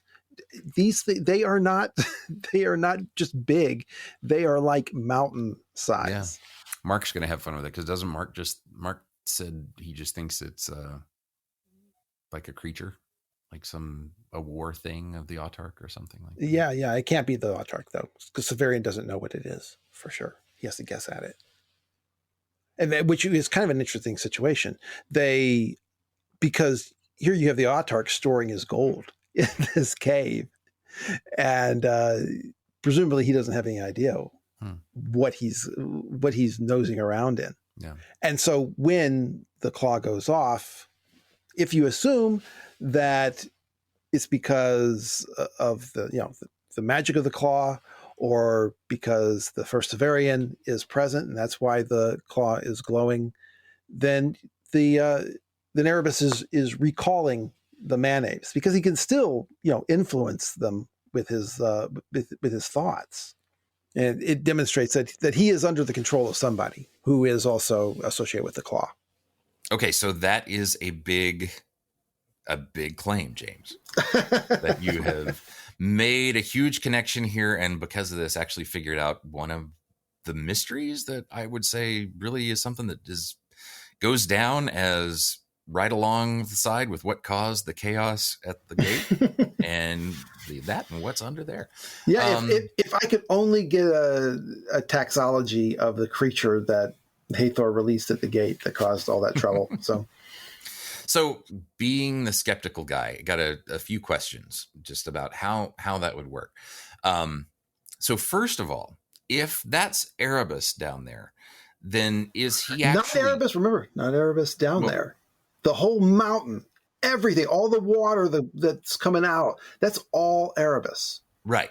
So if that's the case, then is the suggestion that Erebus then is actually chained down there, or is he now waking up in a kind of chained danger? Could be a metaphor, right? But Severian does specifically say that what the thing down there was chained. I guess that's my question. Is in the book it makes it seem like there's something really scary and potentially threatening down there, but not necessarily something that can come up and get us right now. Well, no, he's chained. He's chained. I think that the analogy to the Green Man is exactly what we're looking for. The Green Man, he can travel through time, but he can't, because he's chained, he can't travel through time, because apparently in order to travel through time, you have to be able to travel through space as well. Severian has to move down corridors. The Green Man moves through corridors. He can't move anywhere because he's chained. And now I don't know how you would secure a being like Erebus into one place. Perhaps it's enough in some sense that he is simply on land so that he can't really move. But he could be changed, because something I could imagine is Erebus creeping along a few feet every 1,000 years, and thus moving into the corridors of time and escaping into the sea that way. So he has to be chained. Okay. So the question then is, does him being chained mean that he's not a threat right now? Because certainly we find out later on that the entire battle in the north is Abaya and Erebus are behind the Ascians, or the Ascians, and so I wonder if, I mean, unless it's some kind of like Cthulhu thing where it's not the physical body that's there, but it's his like psychic presence that's pushing. Well, he up. does. That's how he controls people, right? That's what Jonas says, is that they send out their thoughts to influence people. I don't know how, they maybe offering them, knowledge, secret knowledge and such, to get them to follow them and do what they're told. And theoretically, I would think Erebus could do that as well. So perhaps he is still something of a threat. He's less of a threat. Okay. I guess it was just that contrast between whatever the creature was being chained and Erebus and Abaya still being like active antagonists. But I suppose if he is modeling these guys on Cthulhu, I mean, the whole point of Cthulhu is that, even while he's sleeping, his his psyche is out there turning doing his thing, right, preparing his thing. So I guess, that certainly could be. And maybe it's just that I'm overreacting to the word chained, but I had just assumed that it was some kind of like ancient thing that's not really a threat anymore, but could be. So I don't know. But he is. I mean, there must be a purpose in chaining him, so they must get some benefit out of that. But it is something.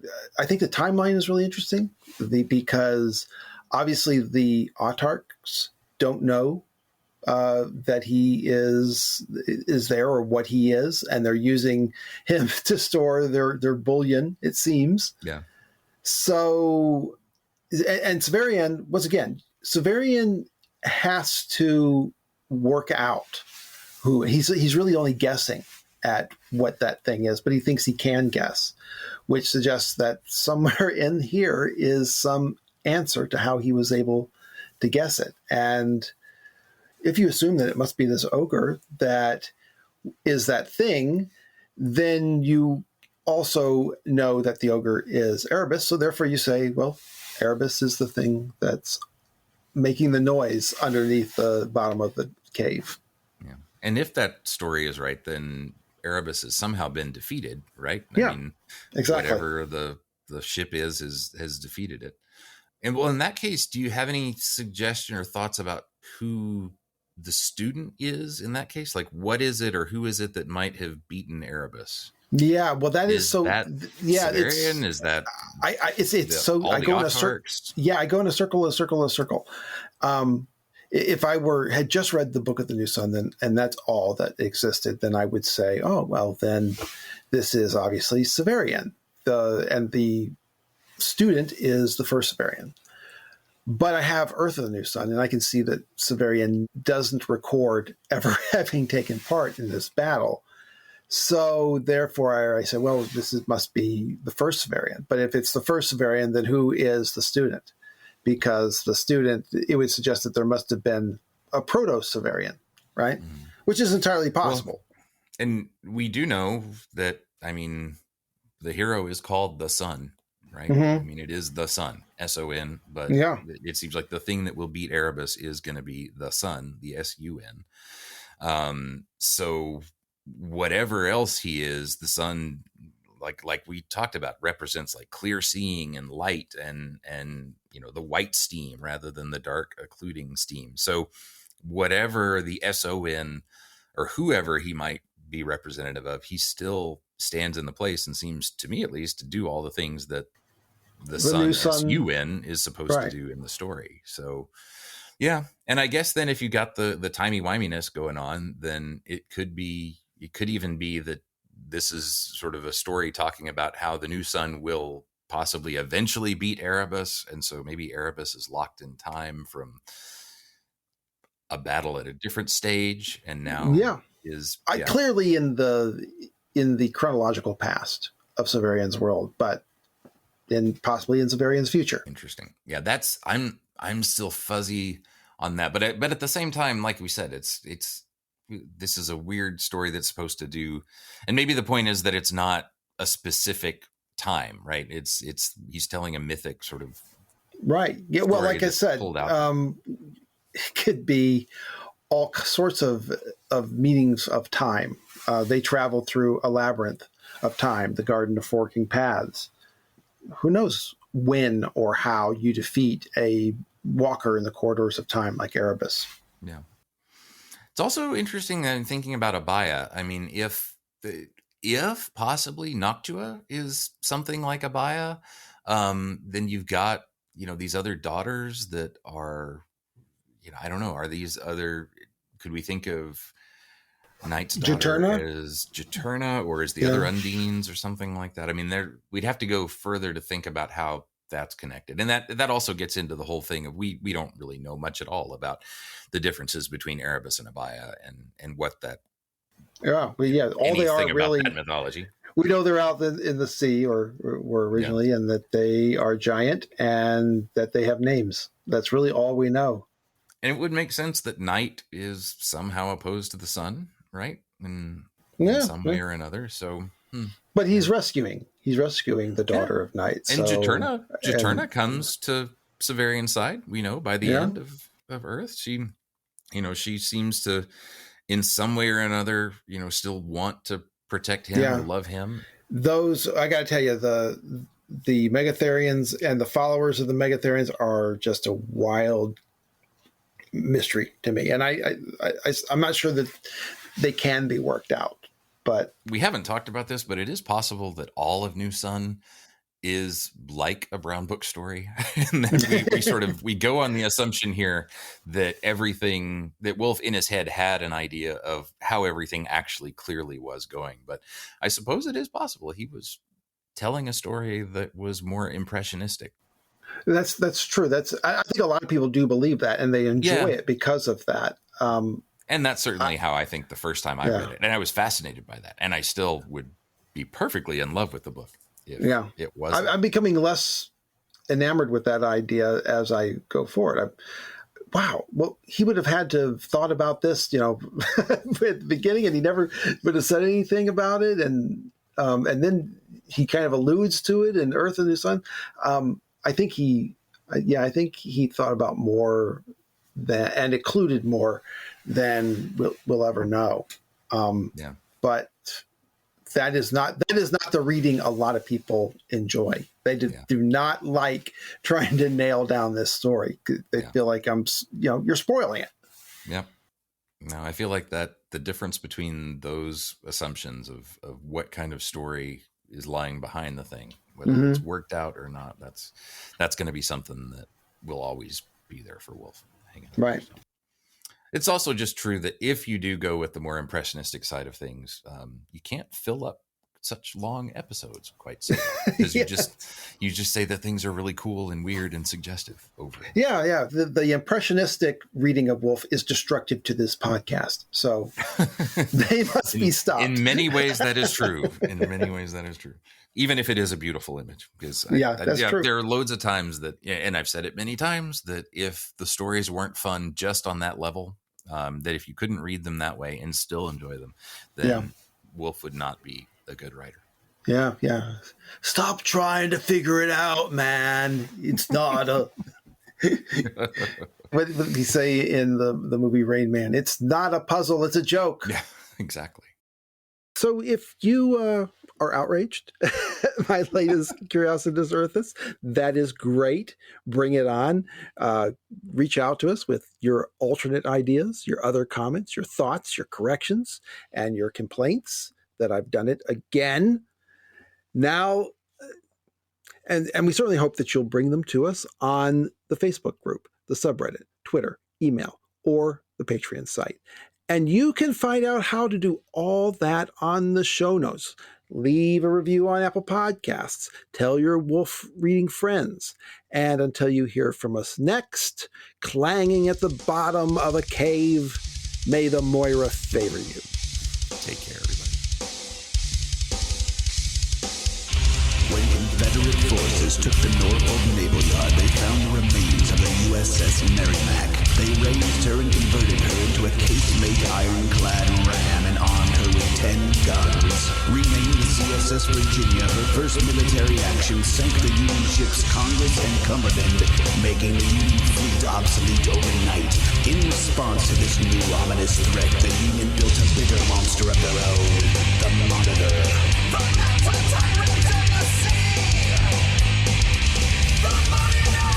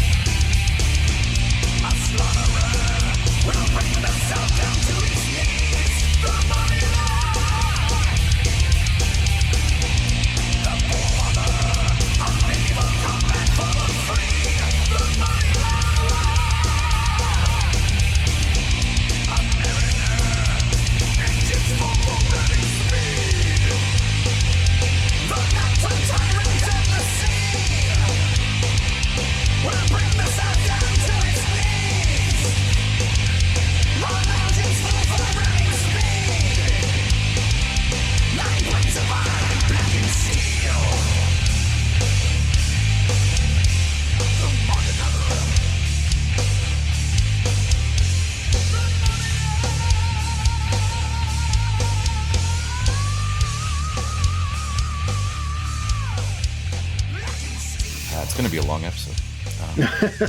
That's all right. It deserves it. Okay, it's up. Which is not, by the way, a story by... oh, shoot. Why? As soon as I say... crap. Who wrote... George MacDonald? Princess? George MacDonald, yes. Like the minute I try and make a smooth joke, it doesn't work. Never mind. We'll go for it now. We've gone through all this work. Oh, yeah. And Tekuk Stikitao? Men. My glasses. Freaking old. Okay. I have an explanation for this one. Hang on. No, I got it. Hang on. Let me get it. I've got things to say. Here, monitor. Come here. All of a sudden, everyone in the house has to go in and out and in and out and in and out. Stupid ding is going all the time. It's never, I should just organize what I have. It's always, I will get something else to add to the clutter. It's hard for me to believe that if I need to write anything down. I'm sure I'll remember it. Always sure at the time. I did learn, like, I do now keep a little mini notebook with me because I've never tried to like publish anything, but I've always got little stories or poems or something I'm trying on. And I finally at least learned to, keep that. And it actually helped with when I was in grad school, because I figured out, I solved a problem, and it was the kind of thing where I had to write it down immediately. Or else I would have forgotten it. And it ended up being like the crux of one of the chapters. So yep, I have to keep a little notebook with me at least, but all right. But I only use it for stuff like that. Like Amber's like, how can you remember the difference between like 3 versions of Heidegger's lectures on Parmenides, but you can't remember to do this one thing? And I'm like, I don't know. It's a mystery. The philosophers have worked on that for years. Yes. I don't think I have anything to say about that yet. Hang on. Let me think. No, I'm good.